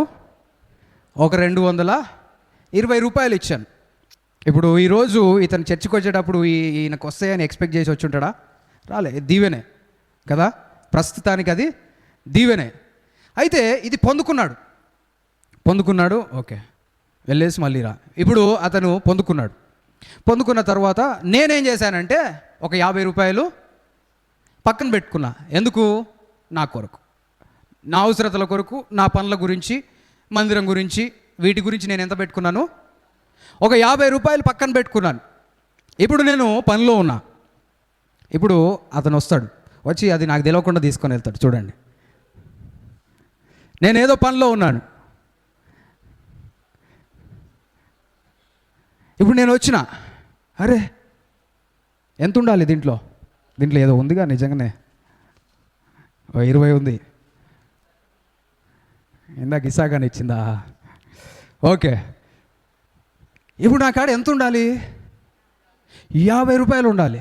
నా కాడ ఎంత ఉన్నాయి? ₹20 ఉన్నాయి. మొత్తము ₹70 ఉండాలి అనుకుందాం. సరే, ఈ పక్కన పెట్టేదా, నాకుంటే నా 50 అనుకుందాం. నేను 50 ఎందుకు ఉంచుకున్నానంటే కొన్ని పనుల నిమిత్తము వేరుపరుచుకొని ఉన్నా. ఇప్పుడు ఇతను అతనికి ఇచ్చినవి కాకుండా మళ్ళీ నావి కూడా తీసుకున్నాడంటే ఇతని గురించి మనం ఏమంటాం? మంచి వ్యక్తా, చెడ్డ వ్యక్తా? చెప్పండి, చెడ్డ వ్యక్తేనా? ఇప్పుడు తండ్రికి ఎట్లుంటుంది? అరే, నా కుమారునికి నాకు కలిగిన దాంట్లో నుంచి ఇంత ఇస్తే మళ్ళీ నాకున్న కొంచెం కూడా మళ్ళీ అది కూడా తీసుకుంటున్నాడు అనే ఒక ప్రేరేపణ వస్తుంది. హల్లెలూయా. బాధ కలుగుతుంది. హల్లెలూయా. ఇప్పుడు రా, ఉండని, నీ దగ్గరనే ఉన్నాయి, జేబులో పెట్టుకో జాగ్రత్తగా. ఇక్కడికి వచ్చేసి ఇప్పుడు ఇతను ఏం చేశాడు అంటే తండ్రి నుండి దొంగిలించాడు. నా ఆత్మీయ కుమారుడే, నాకు ఇష్టమైన కుమారుడు. నిజంగా కూడా ఈ స్టోరీకి కాదు కానీ భాను అంటే నాకు చాలా ఇష్టం. అయితే ఈ స్టోరీకి వచ్చేసరికి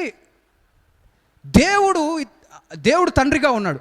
తన బిడ్డలకు దేవుడు అవసరతలు తీరుస్తూ వాళ్ళకు ఇస్తున్న దాంట్లో నుంచి కాకుండా మళ్ళీ దేవునికి చెందింది కూడా తీసుకొని వెళ్తుంటే దేవునికి మనం బాధ కలిగిస్తున్నాం. హల్లెలూయా.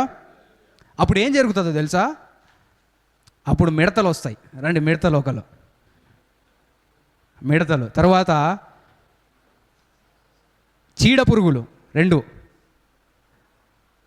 మూడవది రోహిత్, మూడవది ఇంకేం పురుగులు ఏముంటాయి చెప్పండి? పంట తినేసే ఏముంటాయి? పసరు పురుగు. ఓకే, మూడవది పసరు పురుగు. రండి, ఇక పైకి రండి. ఈ పురుగులు వచ్చేస్తున్నాయి. ఇప్పుడు ఈయన డబ్బులు దాచిపెట్టుకోవడానికి ప్రయత్నం చేస్తున్నాడు, ఇవ్వడు. కానీ ఈ పురుగులు ఏం చేస్తాయంటే ఇప్పుడు తీసుకొని వెళ్తాయి. చూడండి, ఈయన ఇవ్వకుండా ఉండడానికి ప్రయత్నం చేస్తున్నాడు, కానీ ఎట్లనో ఆ పురుగులు వదులుతలేవు, లాస్ట్కి తీసుకొని పోయినాయి. ఇప్పుడు ఇతనికి బాధ. హల్లెలూయా. తీసుకొని వెళ్ళండి, చప్పట్లు కొడదాం. హల్లెలూయా. ఎంత బాధ! కొంత సంపాదించుకొని పక్కకు ఉంచుకుందామంటే ఉన్నవి కూడా పోయే పరిస్థితి. మలాకి గ్రంథంలో అదే చూస్తున్నాం.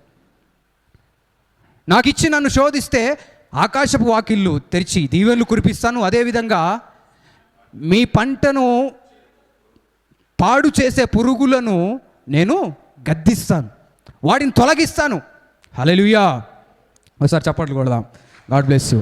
ఆ పురుగుల వలె వచ్చిన వారందరినీ కూడా బిడ్డలు దేవుడు దీవించును గాక, తొలగిపోవును గాక. చూసిరా ఎంత ఇబ్బందో? ఎందుకయ్యా ఈ కష్టం అంటే ఉన్నావు, దేవుని కళ్ళు కప్పేసిన అనుకుంటున్నావు.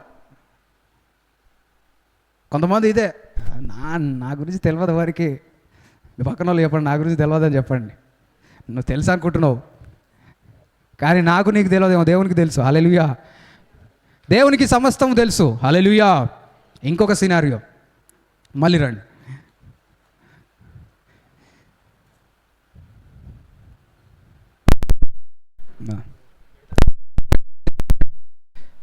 ఇక ఇతని జీవిత వేస్తులలో దీవించబడుతుంది.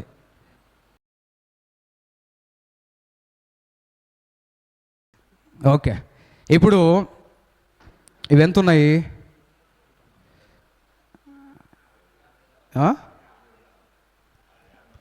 50 తీసుకురండి. ఇట్లా మిడతలు. అమ్మ, ఈ మిడత మామూలు మిడత కాదు, ఇది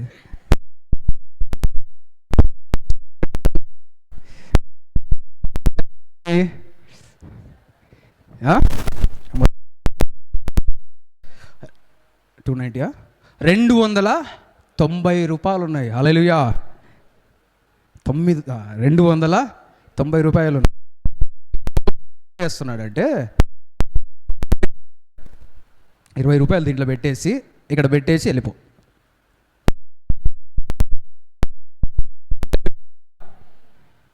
ఇప్పుడు ఇతను ఏం చేశాడంటే, ఈ కవర్ ఎందుకు వాడుతుంటాము? దశమ భాగాలకి. ఒక $20 తీసుకొని దీంట్లో పెట్టేసి ఏమని వేస్తున్నాడు? దశమ భాగం అని వేస్తున్నాడు. అతని దగ్గర ఎంత ఉన్నాయి? 290 ఉన్నాయి. ఎంత ఇవ్వాలి? $29 ఇవ్వాలి దశమ భాగం. కానీ వీళ్ళు ఏం చేస్తారంటే, కొంతమంది ఎంతో కొంత కానుక పెట్టేసి, అయ్యగారు నేను దశమ భాగం తెచ్చిన అయ్యగారు,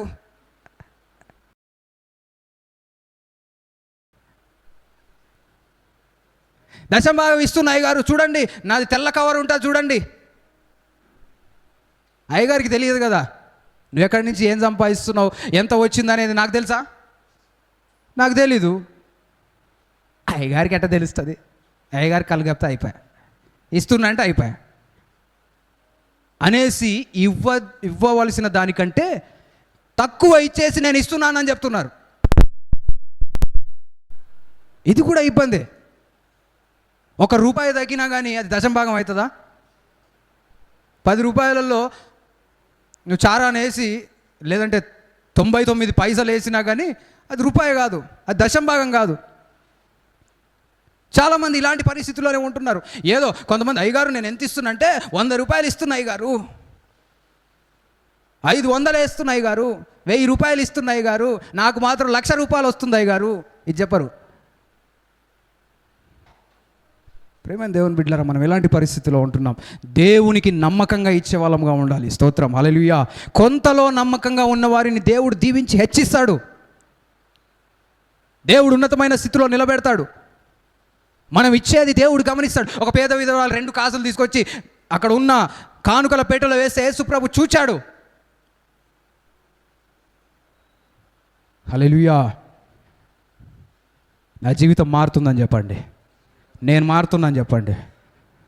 పాతవి గతించిపోతున్నాయని చెప్పండి. నేను నూతనంగా మార్చబడుతున్నానని చెప్పండి. లాస్ట్ మంత్ గురించి నాకు తెలియదు, ఈ నెల నుంచి నన్ను చూడండి అని చెప్పండి. హల్లెలూయా. దేవునికి మనం ఇచ్చే స్థితిలో ఉండాలి. కార్యక్రమాలు జరుగుతాయి. ఇచ్చాలంటే ఏం కావాలంటే డబ్బులు కావాలి, ధనము కావాలి. పరిచర్యలో నా మందిరములో ఆహారం ఉండునట్లు 10వ భాగము నా మందిరపు నిధిలోనికి తీసుకురండి. దేవుని మందిరములో ధనం ఉన్నప్పుడు దేవుని సేవకులు పోషింపబడతారు. దేవుని సేవకులు సంతోషంగా ముందుకు వెళ్ళడానికి అవకాశం ఉంటుంది. మనం ఇవ్వాల్సినవి ఇవ్వకుండా దోచుకున్నప్పుడు వాళ్ళు చేయాల్సినవి చేయలేరు. నేను అనుకున్నాను, అన్ని డబ్బులు ఉన్నాయా, అయిపోయినాయి. ఇక్కడ ఒక 50 రూపాయలతోటి మంచిగా కడుపు నిండా కాకుండా కొంచెం ఏదో ఒకటి అట్లా తినేసి సువార్తకు పోదాం అనుకున్నా. ఇప్పుడు ఏం చేసి ఇవ్వాల్సిన వాళ్ళు ఇవ్వలేదు. నేనేం చేయాలి ఇప్పుడు? ఉపవాస ప్రార్థన చేయాలి. హల్లెలూయా. వెళ్ళాలి అంటే డబ్బులు కావాలి, పెట్రోల్ పోపించుకొని పోవాలనుకున్నాను. ఇవ్వని పరిస్థితుల్లో ఏమవుతుందంటే ఆ ధనము చేకూర్చబడని పరిస్థితి వలన కొన్నిసార్లు వెళ్ళలేం. దేవుని మందిరంలో ఎన్నో అవసరతలు ఉంటాయి. స్తోత్రం, హల్లెలూయా. దేవుని కార్యక్రమంలో ఎన్నో అవసరతలు ఉంటాయి. స్తోత్రం. మనం ఎలాంటి స్థితిలో ఉంటున్నాం? ఒక సెల్లు వేడెక్కి ఇక్కడ కాలింది. నేను స్క్రూ డ్రైవర్ తోటి పైకన్నా. ఈ మైకులు ఇప్పుడు వాడుతున్న మైకులు దేవుని కృపను బట్టి ఇన్ని సంవత్సరాలు పనిచేస్తూ ఉన్నాయి. లోపల రిపేర్లు చేసి ఇరిగితే అవి అట్లా సెట్ చేసి నడిపిస్తూ ఉన్నాం. ఈ పెట్టడం నాకు, పిల్లలకి, ఆపరేట్ చేసే వాళ్ళకి వస్తాయి. హల్లెలూయా. ఈ మైకులు మొన్న హైదరాబాద్ పోయినప్పుడు అడిగిన, ఇలాంటి మైకులు 2 తీసుకోవాలంటే 13,000 ఏమన్నాడు. హల్లెలూయా. గడిచిన కొన్ని నెలల క్రితము దేవుని కృపను బట్టి మిక్సర్ తీసుకున్నాం. మిక్సర్ మొత్తం ఖరాబ్ అయింది. మిక్సర్ ఎంత అంటే 27,500 రూపాయలు. మంచి మిక్సర్ దేవుని కృపను బట్టి ఇచ్చాడు. ఒకసారి చప్పట్లు కొట్టి దేవుని మహింపరుద్దాం. మంచి మిక్సర్. ఈరోజు ఇంత మంచిగా వాక్యం వినగలుగుతున్నామంటే దేవుని కృప. అయితే నేను మిక్సర్ కొనాలనేది మెయిన్ అది అనుకోలే నేను. కానీ కొన్ని రోజులు దేవుని మీద ఆధారపడి వెయిట్ చేస్తూ ఉన్నా. ఒక వాక్యంలో కూడా నేను చెప్పాను, దేవుడు జవాబు ఇవ్వకపోయేసరికి వెంటనే తొందరపడి ఏం కొనలే. అయ్యా ఇది కొనాలా, నేను ఇంకోటి అనుకున్నా. ఏం కొనాలనుకున్నా చెప్పండి? గుర్తుందా ఎవరికైనా? వెనక స్క్రీన్ కొందాం అనుకున్నా, ఒక టీవీ కొంచెం పెద్ద, ఎక్కువ ఇంచులు. అది దాని గురించి ప్రయత్నాలు చేసిన, షాపులు తిరిగిన, రేట్లు కనుక్కున్నా, ఇవన్నీ కూడా చేసిన. కానీ అనుకోకుండా వర్షం వచ్చి మిక్సర్ పాడైంది.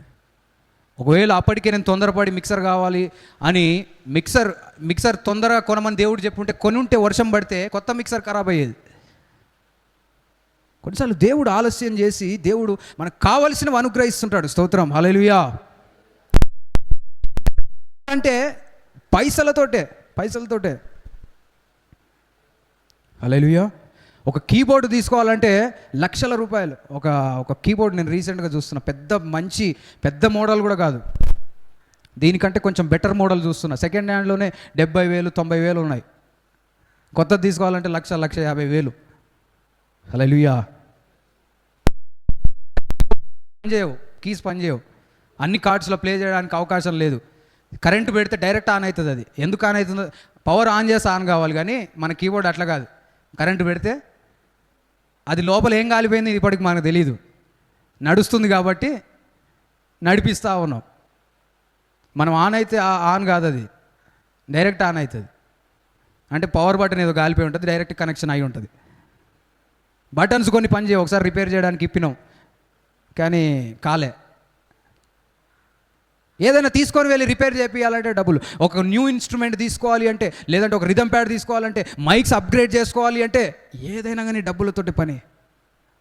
కొన్ని సంవత్సరాల క్రితం దేవుని కృపను బట్టి మనలో అనేకులు కానుకలు ఇవ్వబట్టి బాత్రూమ్స్ కట్టాం. బాత్రూమ్ కట్టిన తర్వాత కొన్ని ఇటుకలు ఎక్స్ట్రా తెప్పించి వచ్చినాం. ఎప్పటిదాకా ఆ ఇటుకలు అట్లనే ఉన్నాయి. ఏమన్నా పని చేద్దాము అంటే అనేక అవసరతలు, అనేక అక్కర్లు ఉంటా ఉంటాయి. హల్లెలూయా. ప్రేమైన దేవుని బిడ్డలారా, నా ఉద్దేశం ఏంటి అంటే, ఎక్కువగా సాధారణంగా నేను అప్పులు చేయను. అప్పులు చేయకుండా జీవించడం నేర్చుకోవాలి. హల్లెలూయా. మన మందిరానికి వచ్చే వాళ్ళు కూడా అప్పులు చేయకుండా జీవించినట్లుగా దేవుడు సహాయం చేయను గాక. ఒకవేళ అప్పులు ఉన్నట్లయితే వేస్తున్నాములు, అప్పుల భారం వేస్తున్నాములు తొలగిపోను గాక. అప్పులు చేయకుండా జీవించండి.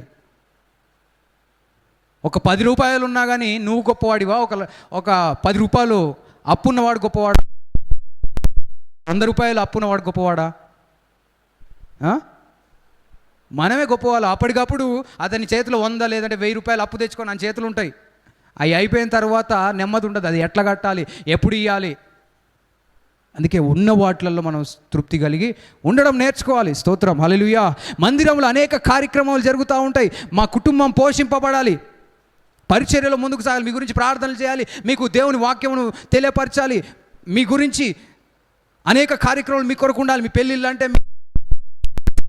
మీ ఏదైనా పరిస్థితులు, ఏదైనా సమస్య ఉందంటే దాని గురించి ఆలోచించి దేవుని దగ్గర వాక్యం ద్వారా మిమ్మల్ని నడిపించే వాళ్ళంగా ఉంటున్నాం. కాబట్టి దేవుని సేవకులు పోషింపబడాలి. స్తోత్రం. హల్లెలూయా. వాళ్ళు పోషింపబడాలి అంటే మనం ఏం చేయాలి? ఇచ్చే స్థితిలో ఉండాలి. స్తోత్రం. హల్లెలూయా. మందిరంలో అనేక ఖర్చులు ఉంటున్నాయి, పరిచర్యలో అవసరతలు ఉంటాయి, పోవాల్సినవి ఉంటాయి. మన వ్యాన్ ముందుకు వెళ్ళాలంటే ఏం పోయాలి? పెట్రోల్ పోయాలి. కొన్నిసార్లు కొన్ని ప్రాంతంలోకి పరిచర్యకు వెళ్ళినప్పుడు, సువార్త ప్రకటించేటప్పుడు అక్కడికి మనమే వెళ్తుంటాం. అక్కడ మనం ఏం కానుకలు పట్టిన పరిస్థితి ఉండదు. అక్కడ సువార్త ప్రకటించి రావాలి అంటే తీసుకువెళ్ళినప్పుడు ఖర్చులు అవుతూ ఉంటాయి. వెళ్ళడానికి ఖర్చులు, వచ్చేటప్పుడు ఖర్చులు ఉంటుంటాయి.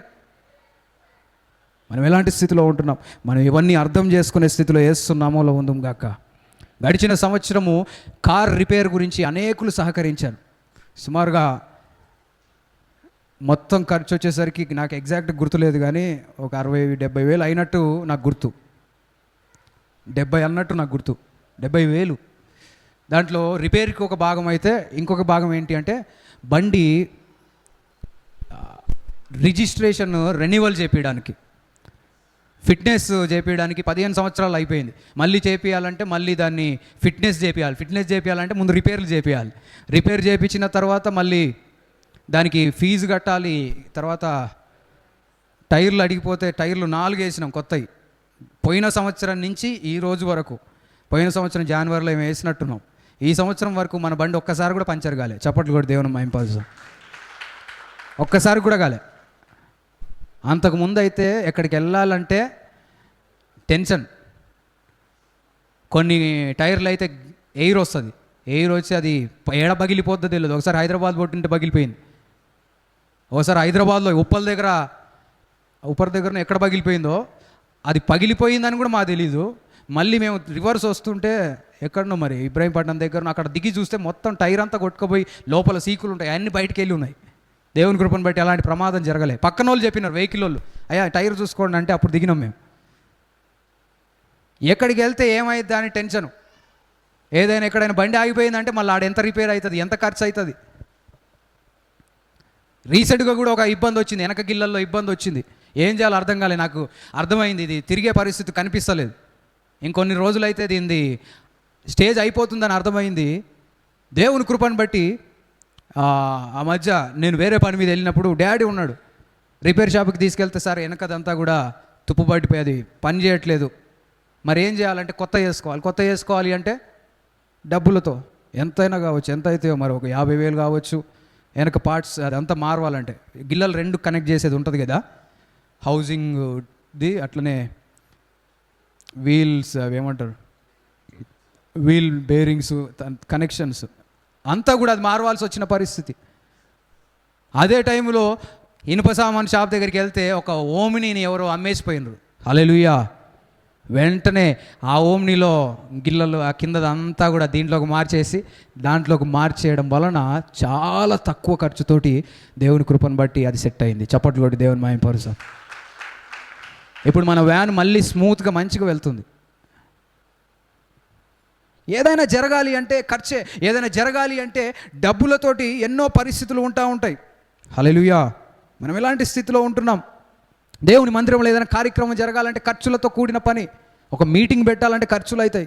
ఎవరైనా దేవుని సేవకులను పిలిచి ఒక మీటింగ్ మందిరంలో ఏర్పాటు చేయాలంటే ఖర్చే. దేవుని సేవకులు వచ్చిన వాళ్ళకు మనం కృతజ్ఞతగా, వాళ్ళు ఎంతో ప్రయాసతో వచ్చినప్పుడు మనం సమృద్ధిగా కానుకిచ్చే వాళ్ళంగా ఉండాలి, వాళ్ళకు భోజనములు ఏర్పాటు చేసే వాళ్ళంగా ఉండాలి, వచ్చిన వారికి అవసరతలు తీర్చుకోవాలి. ఎన్నో కార్యక్రమాలు ఉంటాయి. మనం ఎలాంటి స్థితిలో ఉంటున్నాం? చిల్డ్రన్ క్యాంప్స్ పెడుతుంటాం, అప్పుడప్పుడు నేను యూత్ క్యాంప్స్ పెడుతుంటా. ఎందుకు అంటే దానివల్ల దేవుని ప్రజలు బలపడతా ఉంటారు. మీటింగ్స్ ద్వారా దేవుని ప్రజలు బలపడతారు, క్యాంప్స్ ద్వారా ప్రజలు బలపడతా ఉంటారు. అంతకుముందు చిల్డ్రన్ క్యాంప్ పెట్టినప్పుడు ఎంతమంది వచ్చారు? చేతులు చూపించండి. యూత్ క్యాంప్ అయినా ఉన్నారా? పైకెత్తండి. లేరు అనుకుంటున్నారు చాలామంది. యూత్ క్యాంపు పోయిన సంవత్సరం, అంతకుముందు సంవత్సరం యూత్ క్యాంపులో నేను ఉన్నా అన్నవాళ్ళు. మైకేల్ ఉన్నాడు, మరి చేతులు ఎత్తరేంది? ఇంకెవరు ఉన్నారు ఇటు? వీళ్ళేరా? బ్లెస్ ఉన్నావా? హిందూ ఉంది, అక్కడ వాళ్ళు ఉన్నారు. ఇంకొంచెం పైకెత్తండి.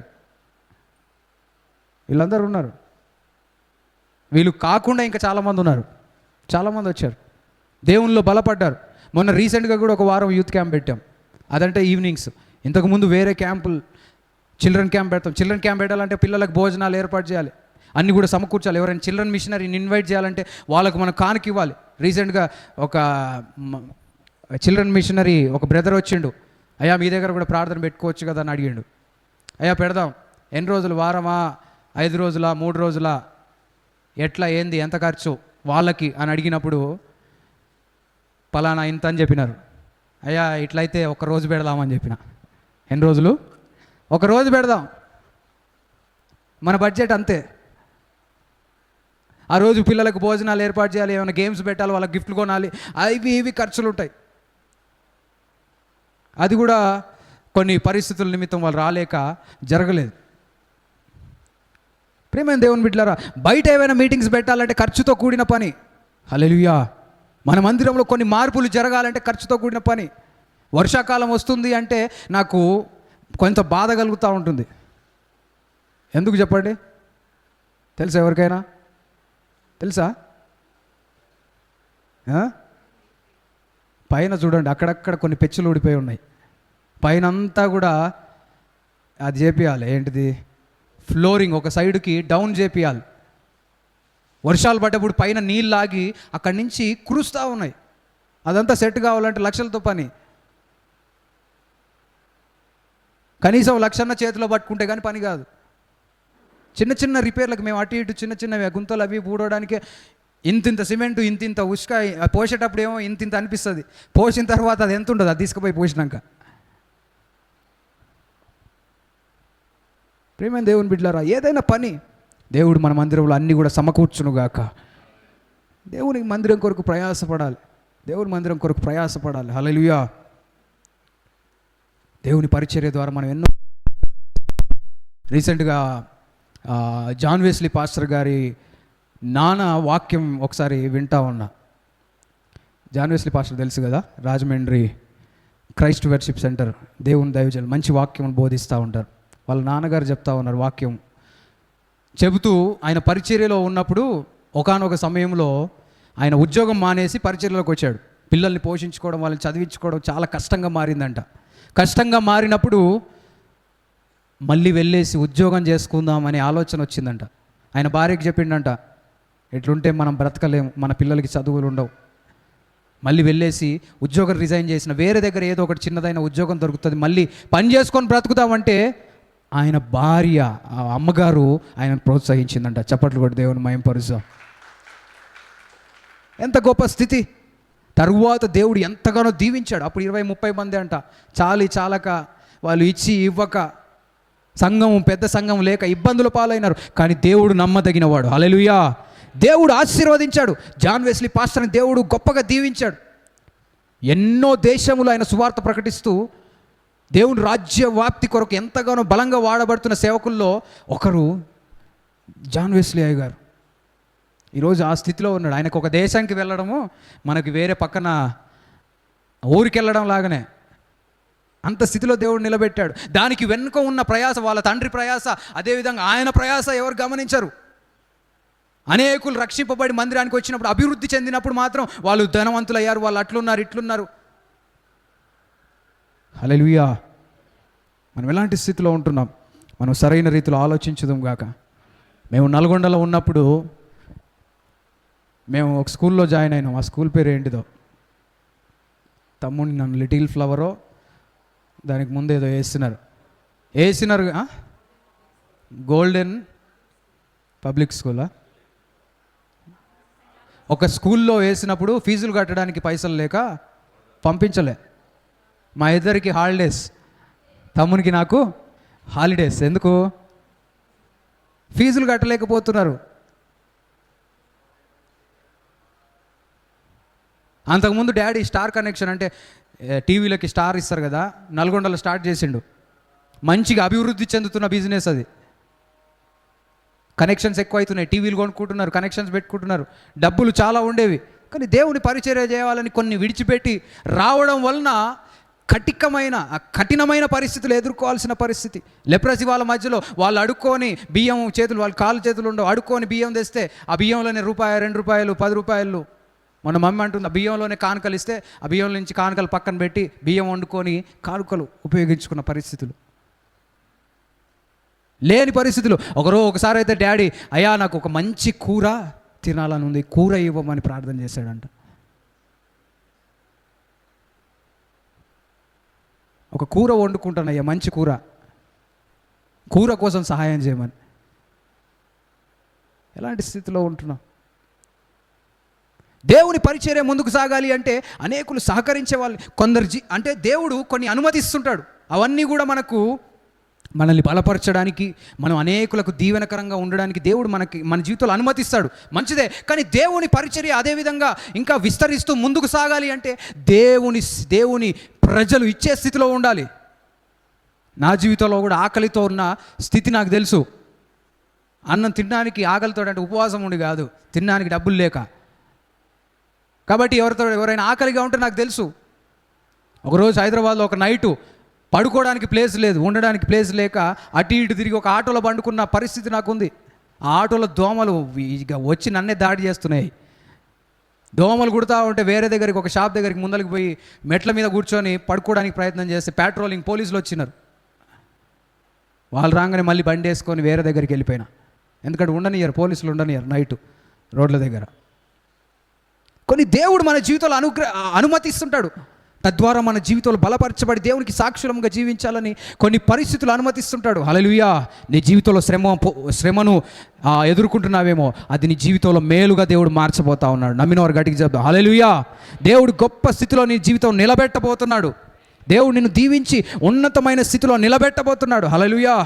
అలాంటి అనేక పరిస్థితులు ఎదుర్కోబట్టే ఇంత చక్కటి మందిరాన్ని దేవుడిచ్చాడు. అదేవిధంగా ఇంత చక్కటి సంఘ సభ్యులను దేవుడిచ్చాడు. మీ అందరిని బట్టి నేను సంతోషిస్తున్నాను. హల్లెలూయా. ఒకసారి చప్పట్లు కొట్టి దేవుడిని మహిమపరుద్దాం. ఈ మందిరంలో మీరు అందరూ కూడా నాకు ముఖ్యమే. మీ పక్కన వాళ్ళకి చెప్పండి, అయ్య గారికి నువ్వు ముఖ్యమంట అని చెప్పండి. హల్లెలూయా. మీ అందరు ముఖ్యమే. మీ అందరి గురించి నేను ప్రార్థన చేస్తూ ఉన్నా. మీరందరూ బలపడాలని ప్రార్థన చేస్తూ ఉంటాం. మీ అందరి జీవితములు ఉన్నతమైన స్థితిలో దేవునితో మీరు ఒక సహవాసం కలిగి జీవించాలనే ఒక ఆశతోటి దేవుడు అప్పచెప్పిన పనిని నెరవేర్చడానికి ప్రతిరోజు ప్రయాసపడి జీవించడం జరుగుతూ ఉంటుంది. హల్లెలూయా. డబ్బుల కోసం పరిచర్య చేయడం కాదు, కానీ పరిచర్య చేయాలంటే డబ్బులు కావాలి. డబ్బుల కోసం పరిచర్య చేసేది కాదు. డబ్బుల కోసం అయితే నేను పరిచర్యకి ఎందుకు వస్తా? ఉద్యోగం చేసుకుంటా, డిగ్రీ ఉంది, ఇంజనీరింగ్ సర్టిఫికేట్ ఉంది, మాట్లాడగలిగి ఉద్యోగం తెచ్చుకునే పరిస్థితి ఉంది. ఉద్యోగం వదిలేసి ఎందుకు వస్తారు అంటే దేవుని పరిచర్యలో ముందుకు సాగాలని, దేవుని పరిచర్యలో ముందుకు సాగాలంటే నేను అందుబాటులో ఉండాలి. నేను ఉద్యోగం చేస్తున్నప్పుడు ఒక పెళ్ళికి రాలేకపోయినా, తర్వాత బాధ అనిపించింది. ఉద్యోగం చేస్తుంటే ఇక నేను ఈ పెళ్ళికి వెళ్తా, వచ్చే నెల వాళ్ళ బర్త్డేకి వెళ్తా, వీళ్ళ పరిస్థితి బాగాలేదు, వాళ్ళ ఇంటికి పోయి మాట్లాడాలంటే పంపిస్తారా? పోగానే మళ్ళీ ప్రేమైన దేవుని బిడ్డలారా, దేవుని పరిచర్య చేయాలనే ఆశతోటి ముందుకు వస్తుంటారు సేవకులు. దేవుని బిడ్డలు కూడా ఆసక్తితో వస్తుంటారు. కొంతమంది తెలిసి తెలియక అలాంటి జీవితములు జీవిస్తూ దేవునికి మహిమకరంగా కృతజ్ఞత చెల్లించలేని స్థితిలో ఉంటుంటారు. మన జీవితంలో మార్పు వచ్చునుగాక. హల్లెలూయా. మనం దేవునికి ఇచ్చే స్థితిలో యేసు నామములో ఉందుముగాక. అదేవిధంగా దశమ భాగముల గురించి క్రొత్త నిబంధనలో కూడా ఉండడం మనం చూస్తున్నాం. దశమ భాగముల గురించి మత్తయి సువార్త 23వ అధ్యాయం 23వ వచనంలో చూడండి. మత్తయి సువార్త 23 ఈ ఒక్క మాట మనం గుర్తు చేసుకొని తదుపరి కార్యక్రమం మనకు వెళ్దాం. మత్తయి 23 అయ్యో వేషధారులైన శాస్త్రులారా, పరిసయ్యులారా, మీరు పుదీనాలోను, పుదీనా తెలుసమ్మా? పుదీనా దేంట్లో వేస్తారు? కూరలో వేస్తారు. తర్వాత సోప్ అంటే ఏంటి? సోంపేనా? సోంపు. తర్వాత జీలకర్ర తెలుసమ్మా? జీలకర్ర వంటలు వాడతారా? ఎవరు చెప్పారు అది? పొద్దుగా నేను చెప్పినా కదా, అందుకని ఫాస్ట్ ఉన్నారు వీళ్ళు. చేపల కూరలో మంచి రుచి రావాలంటే ఏం చేయాలి తెలుసా? చేపల కూరలో జీలకర్ర వేయాలంట. కొంతమంది ఏంది చేపల కూర ఏంది టేస్టే లేదు, అంత నీసు వాసన వస్తుంది అనుకుంటున్నాము. దాంట్లో ఏమేయాలి? జీలకర్ర వేయండి, రుచి వేస్తున్నాములు వచ్చునుగాక. నువ్వు వండిన వంటలు అనేకులు మెచ్చుకునే స్థితిలో నీ వంటలు ఉండునుగాక. నేర్చుకోండి. యూట్యూబ్లో మంచి మంచి యూట్యూబర్స్ ఉన్నారు, చూసినా నేర్చుకోండి. నిన్ననే నేను రొయ్యల కూర చేసిన మా మమ్మీ సహాయంతో. హల్లెలూయా. కాబట్టి పుదీనాలోను, సోంపులోను, జీలకర్రలోను 10వ వంతు చెల్లించి ధర్మశాస్త్రములో ప్రధానమైన విషయములను అనగా న్యాయమును, కనికరమును, విశ్వాసమును విడిచిపెట్టిరి. ఈ శాస్త్రులు పరిచయాలు ఏం చేస్తున్నారంటే పుదీనా కట్టలో దశంభాగం ఇస్తున్నారు. యూదులు చాలా నిష్ఠతోటి దేవునికి ఇచ్చే విషయంలో చాలా జాగ్రత్త తీసుకుంటారు. పుదీనా కట్ట ఉందనుకో, ఒక 10 కట్టలు ఉంటే ఒక కట్ట దేవుని కానీ పక్కన పెడతారు. మనం పెడతామా? అన్నీ ఒలిసి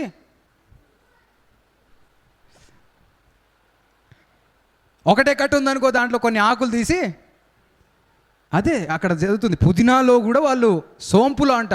జీలకర్ర చూసిరా? జీలకర్ర అంటే ఏంది? అదేదో ఇట్లా పిండి మూత కాదు, సోంపులాగానే జీలకర్ర కూడా ఉంటుంది. దాంట్లో కూడా వీళ్ళు ఏం చేస్తున్నారు తెలుసా? అంటే 1 కిలో జీలకర్ర ఉందనుకో, దాంట్లో 100 గ్రాములు దేవుని కొరకు పక్కకు తీస్తున్నారు. ఒక 10 మేకలు ఉంటే 1 మేక పక్కకు తీస్తున్నారు. ఒక 40 కోళ్ళు ఉంటే 4 కోళ్ళు తీస్తున్నారు. అన్నిట్లో ఇస్తున్నారు. కానీ వాళ్ళకి ఏం కొరత అయిందో తెలుసా?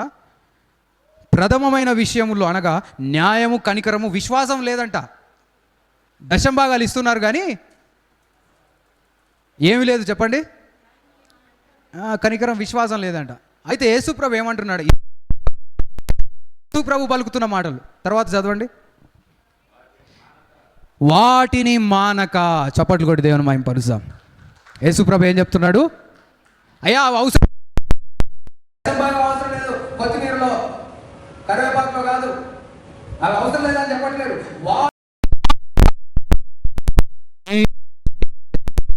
ఉన్నది. హల్లెలూయా. వాటిని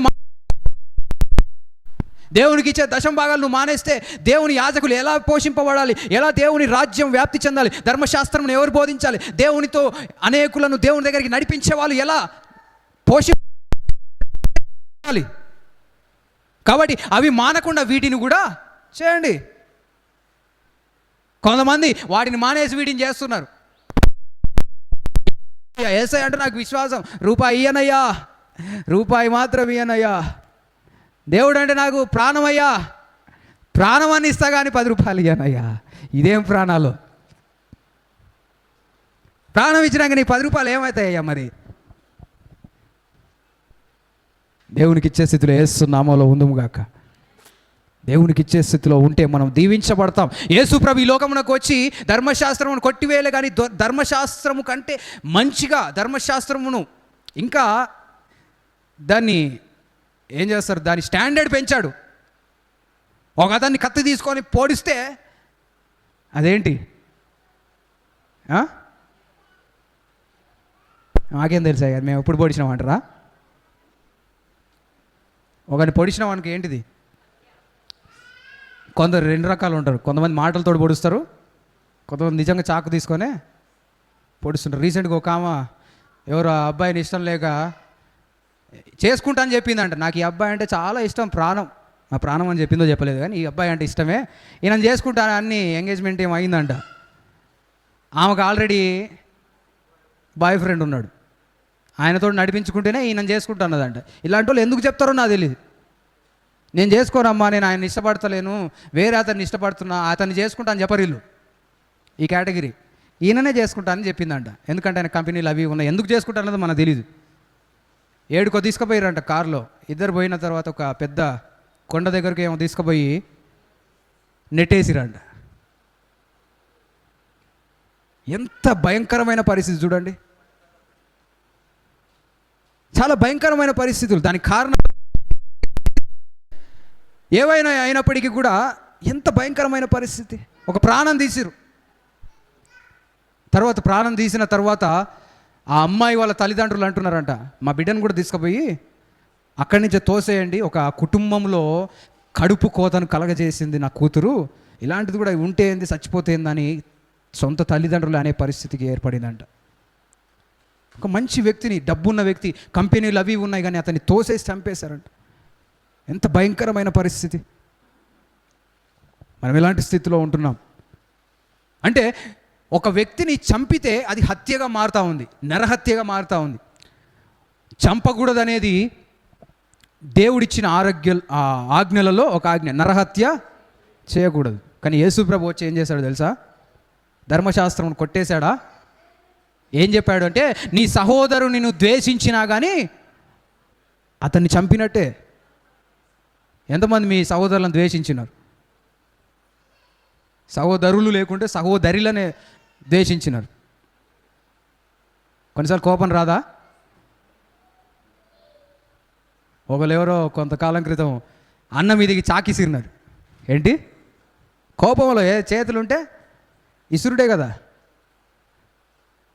ఆ అన్న మంచోడే, హల్లెలూయా, ఇంక చెల్లే కదా అనేసి అర్థం చేసుకున్నాడు. తర్వాత నేను వార్నింగ్ ఇచ్చిన అనుకోండి. ప్రియమైన దేవుని బిడ్డలారా, ఇలాంటి పరిస్థితులు, ద్వేషిస్తే నువ్వు హత్య చేసినట్టంట. అదేవిధంగా ఒక అమ్మాయితోటి నువ్వు చెడు ఆలోచనలు కలిగి నీ మనస్సులో ఆలోచన చేస్తే ఆ వ్యక్తితోటి నువ్వు పాపం చేసినట్టంట. దేవుడు స్టాండర్డ్ పెంచాడు, తగ్గియలే.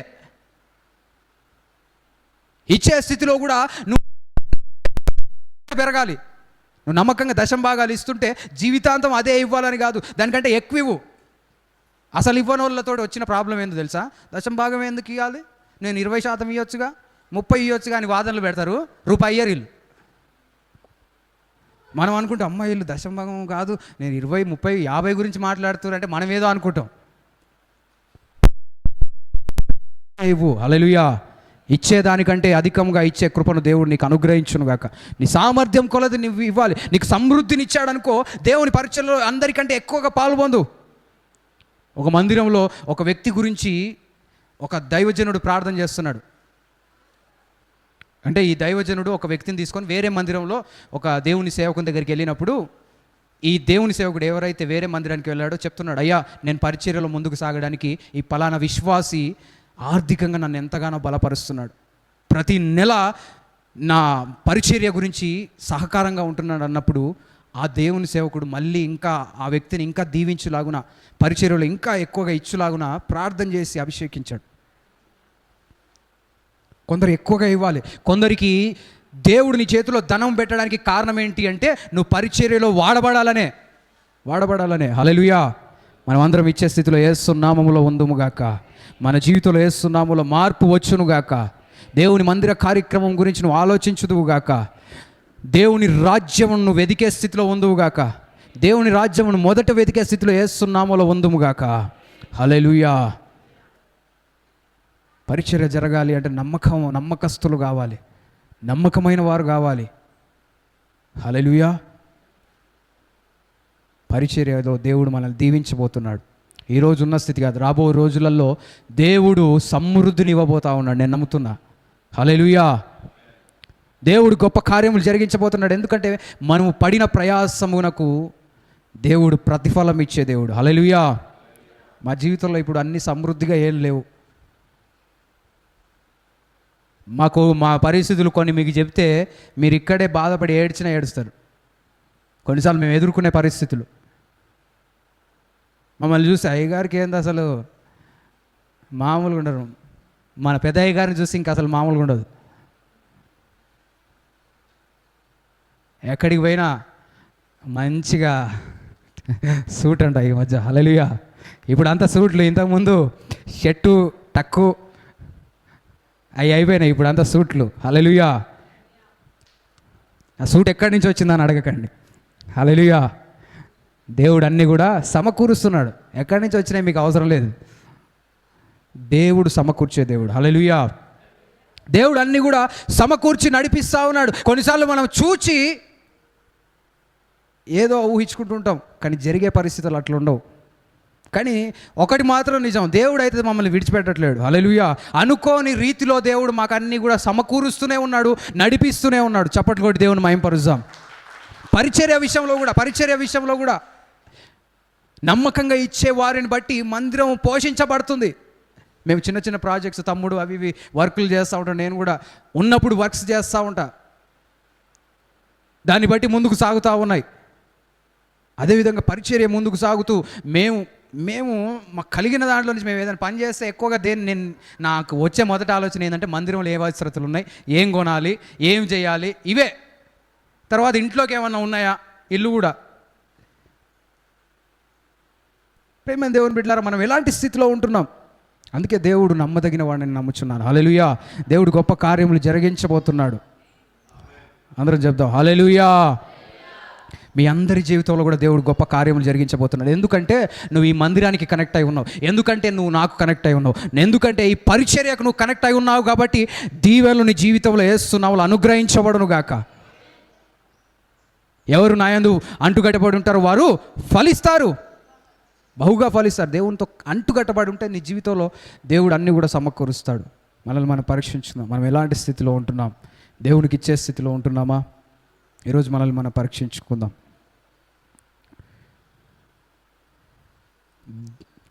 పరలోక రాజ్యములో దొంగలు ఉండరు.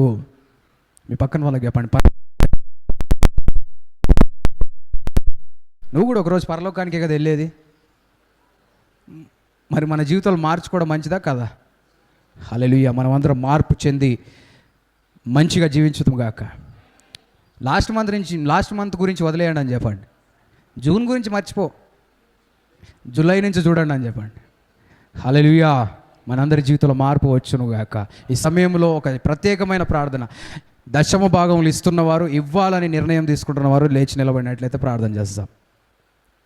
దశమ భాగాలు ఇస్తున్న వాళ్ళు, ఇవ్వాలని నిర్ణయించుకుంటున్న వాళ్ళు ఈరోజు లేచి నిలబడదాం. నాకు కలిగిన 10 రూపాయల్లో నేను నమ్మకంగా ఉంటానయ్యా.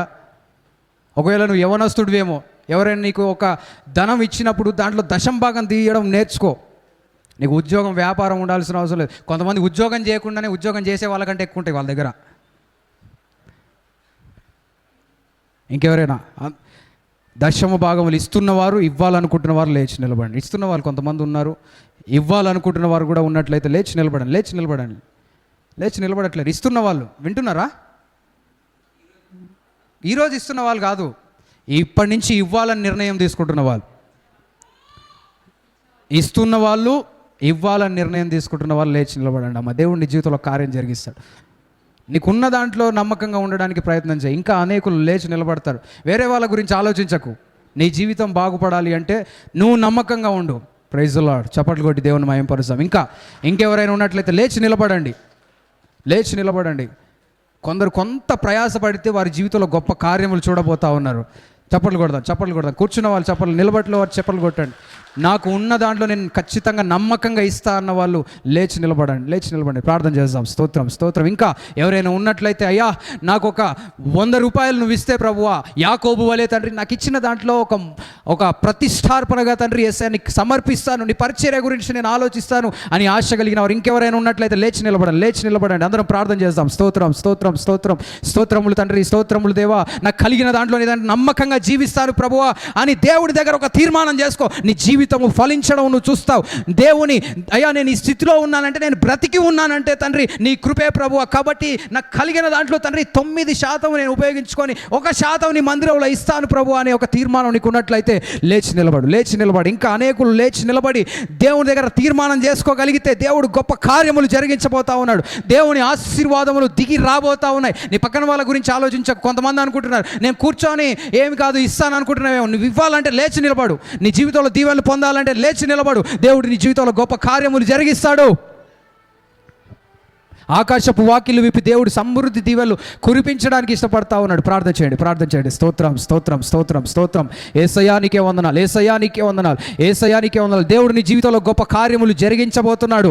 ప్రార్థన చేయండి. యేసయ్యా నమ్మకంగా జీవిస్తాను. ఎవరినో సంతోష పెట్టాలని, ఎవరి ముందో ఇచ్చినట్లు అభిప్రాయం కలుగజేయడానికి కాదు కానీ తండ్రి, నేను నమ్మిన దేవుడు చూచే దేవుడు, నేను నమ్మిన దేవుడు దీవించే దేవుడు, నేను నమ్మిన దేవుడు ఆశీర్వదించే దేవుడు కనుక ఆయన దగ్గర నేను నమ్మకంగా ఉంటాను. ఒక తీర్మానం చేసుకో. నీ జీవితంలో గొప్ప కార్యములు జరిగిస్తాడు. ప్రార్థన చేయండి. స్తోత్రం. అనేకుల జీవితంలో గొప్ప కార్యములు దేవుడు జరిగించబోతున్నాడు. ఇంకెవరైనా ఉన్నట్లయితే దేవుడు మంచి అవకాశం ఇస్తా ఉన్నాడు. ఈ నెల నుంచి నీ జీవితంలో గొప్ప కార్యములు దేవుడు జరిగించబోతా ఉన్నాడు. దేవుని వాక్యం తెలియపరుస్తుంది. మొదట నా రాజ్యమును నీతిని వెదకుడి, మీకు కావలసినవన్నీ కూడా దేవుడు సమకూర్చడానికి ఇష్టపడుతున్నాడు. ఇంకా కొంతమంది నిలబడ్డారు. అందరం ఒకసారి చప్పట్లు కొట్టి దేవుని మయంపరుస్తూనే ప్రార్థనలో ఉందాం. యేసయ్యానికే వందనాలు అయ్యా, మీరు ఇస్తున్న మనస్సును బట్టి వందనాలు ప్రభావ. పరిచర్య గురించి, సేవకుల గురించి, అయ్యా మందిరంలో ఖర్చుల గురించి, మందిరంలో ఆహారం ఉండునట్లుగా ఇవ్వడానికి నిర్ణయించుకుంటున్న ప్రతి ఒక్క బిడ్డని ఈ క్షణం దర్శించండి ప్రభువా. ఈ ఆశీర్వాదం ఎవరు కోల్పోకండి అమ్మా. నువ్వు దేవుని నమ్మిన వ్యక్తి అయితే ఒక తీర్మానం చేసుకో. అందరం దేవుని దగ్గర యేసయ్యా నాకు సహాయం చేయండి ప్రభువా, యేసయ్యా నాకు సహాయం చేయండి. మీరు నమ్మదగిన దేవుడు తండ్రి, నీ వైపుకు చూస్తూ ముందుకు సాగే కృపను దయచేయండి అని ప్రార్థన చేయండి. అందరం ప్రార్థన చేద్దాం. స్తోత్రం. ప్రార్థన చేయండి. ఇంకా ఎవరైనా ఉన్నట్లయితే చివరిగా నీ ఒక నిర్ణయం తీసుకో. తరువాత అని పోస్ట్పోన్ చేయకండి. దేవుడు గొప్ప కార్యములు జరిగించబోతున్నాడు. దేవుని వాక్యంలో చూస్తాం, కొంతలో నమ్మకముగా ఉన్న వారిని దేవుడు అనేకము మీద, అత్యధికము మీద అధికారం ఇస్తున్నాడు. నువ్వు తీసుకుంటున్న నిర్ణయమును బట్టి నువ్వు నీ జీవితంలో గొప్ప అవకాశం వచ్చినా నువ్వు ఆశ్చర్యపోవనక్కర్లేదు. నేను నమ్మిన దేవుడు కార్యములు జరిగించే దేవుడు. కొందరి జీవితంలో ఉద్యోగాలు దేవుడు ఇస్తున్నాడు. చేతులెత్తి ప్రార్థన చేయి. దేవుడి నుంచి పొందుకో. అది నా జీవితంలో యేసు నామములో జరుగునుగా కానీ ప్రార్థన చేయండి. యేసయ్యా నాకు సహాయం చేయండి. నా జీవితంలో ఈ పరిస్థితిలో తండ్రి నువ్వు సహాయం చేయబోతున్నందుకు వందనాలు ప్రభువా. నా జీవితంలో నూతనమైన ద్వారం తెరవబోతున్నందుకు వందనాలు ప్రభువా. కఠినపరచుకోకండి. యేసయ్యా నీకే వందనాలు. కృతజ్ఞత కలిగిన వారముగా యేసయ్యా నీ బిడ్డల జీవితంలో తండ్రి కృతజ్ఞత కలిగి తండ్రి ఇవ్వడానికి నిర్ణయించుకున్న ప్రతి జీవితంలో యేసు నామములో ఆశీర్వాదములు రిలీజ్ అవునుగాక. వారి జీవితంలో అవసరతలు పంట చెదరగొట్టడానికి వస్తున్న ప్రతి ఒక్క పురుగు యేసు నామములో గద్దించబడునుగాక. నీ జీవితంలో కూడా అనారోగ్యం వస్తుందేమో, సమస్యలు కలుగుతున్నాయో, ఆర్థిక ఇబ్బందులు కలుగుతున్నాయేమో, దానికి గల ఒక ముఖ్యమైన కారణం ఏంటి అంటే దేవునికి ఇవ్వలేని స్థితిలో ఉంటున్నావు. నీ ఆర్థిక పరిస్థితుల మీద దేవునికి అధికారం ఇవ్వట్లేవు.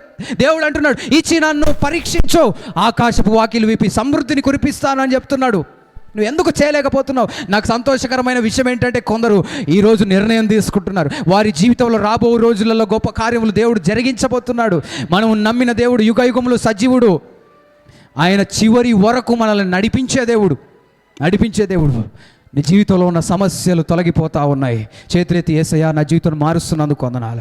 నమ్మకంగా తండ్రి ముందుకు సాగే కృపను దయచేయండి అని ప్రార్థన చేయండి. యేసయ్యా నీకే వందనాలు. బిడ్డలందరినీ దర్శించండి ప్రభు. ఎవరైతే తండ్రి ఒక మంచి నిర్ణయం తీసుకుంటున్నారో వారి జీవితంలో ఆకాశపు వాకిలు తెరవబడును గాక, సమృద్ధి దీవెనలు వచ్చును గాక. అనారోగ్యం కలుగజేస్తున్న ప్రతి ఒక్క అనారోగ్యం ద్వారా వస్తున్న సమస్యలు, ఆర్థిక సమస్యలు యేసు నామములో తొలగిపోవును గాక. బిడ్డల శరీరంలో ఏదైతే రోగము, ఏదైతే ఇబ్బంది బాధ పెడుతూ బిడ్డల్ని బాధిస్తుందో ఆ సమస్య యేసు నామములో తొలగిపోవును గాక.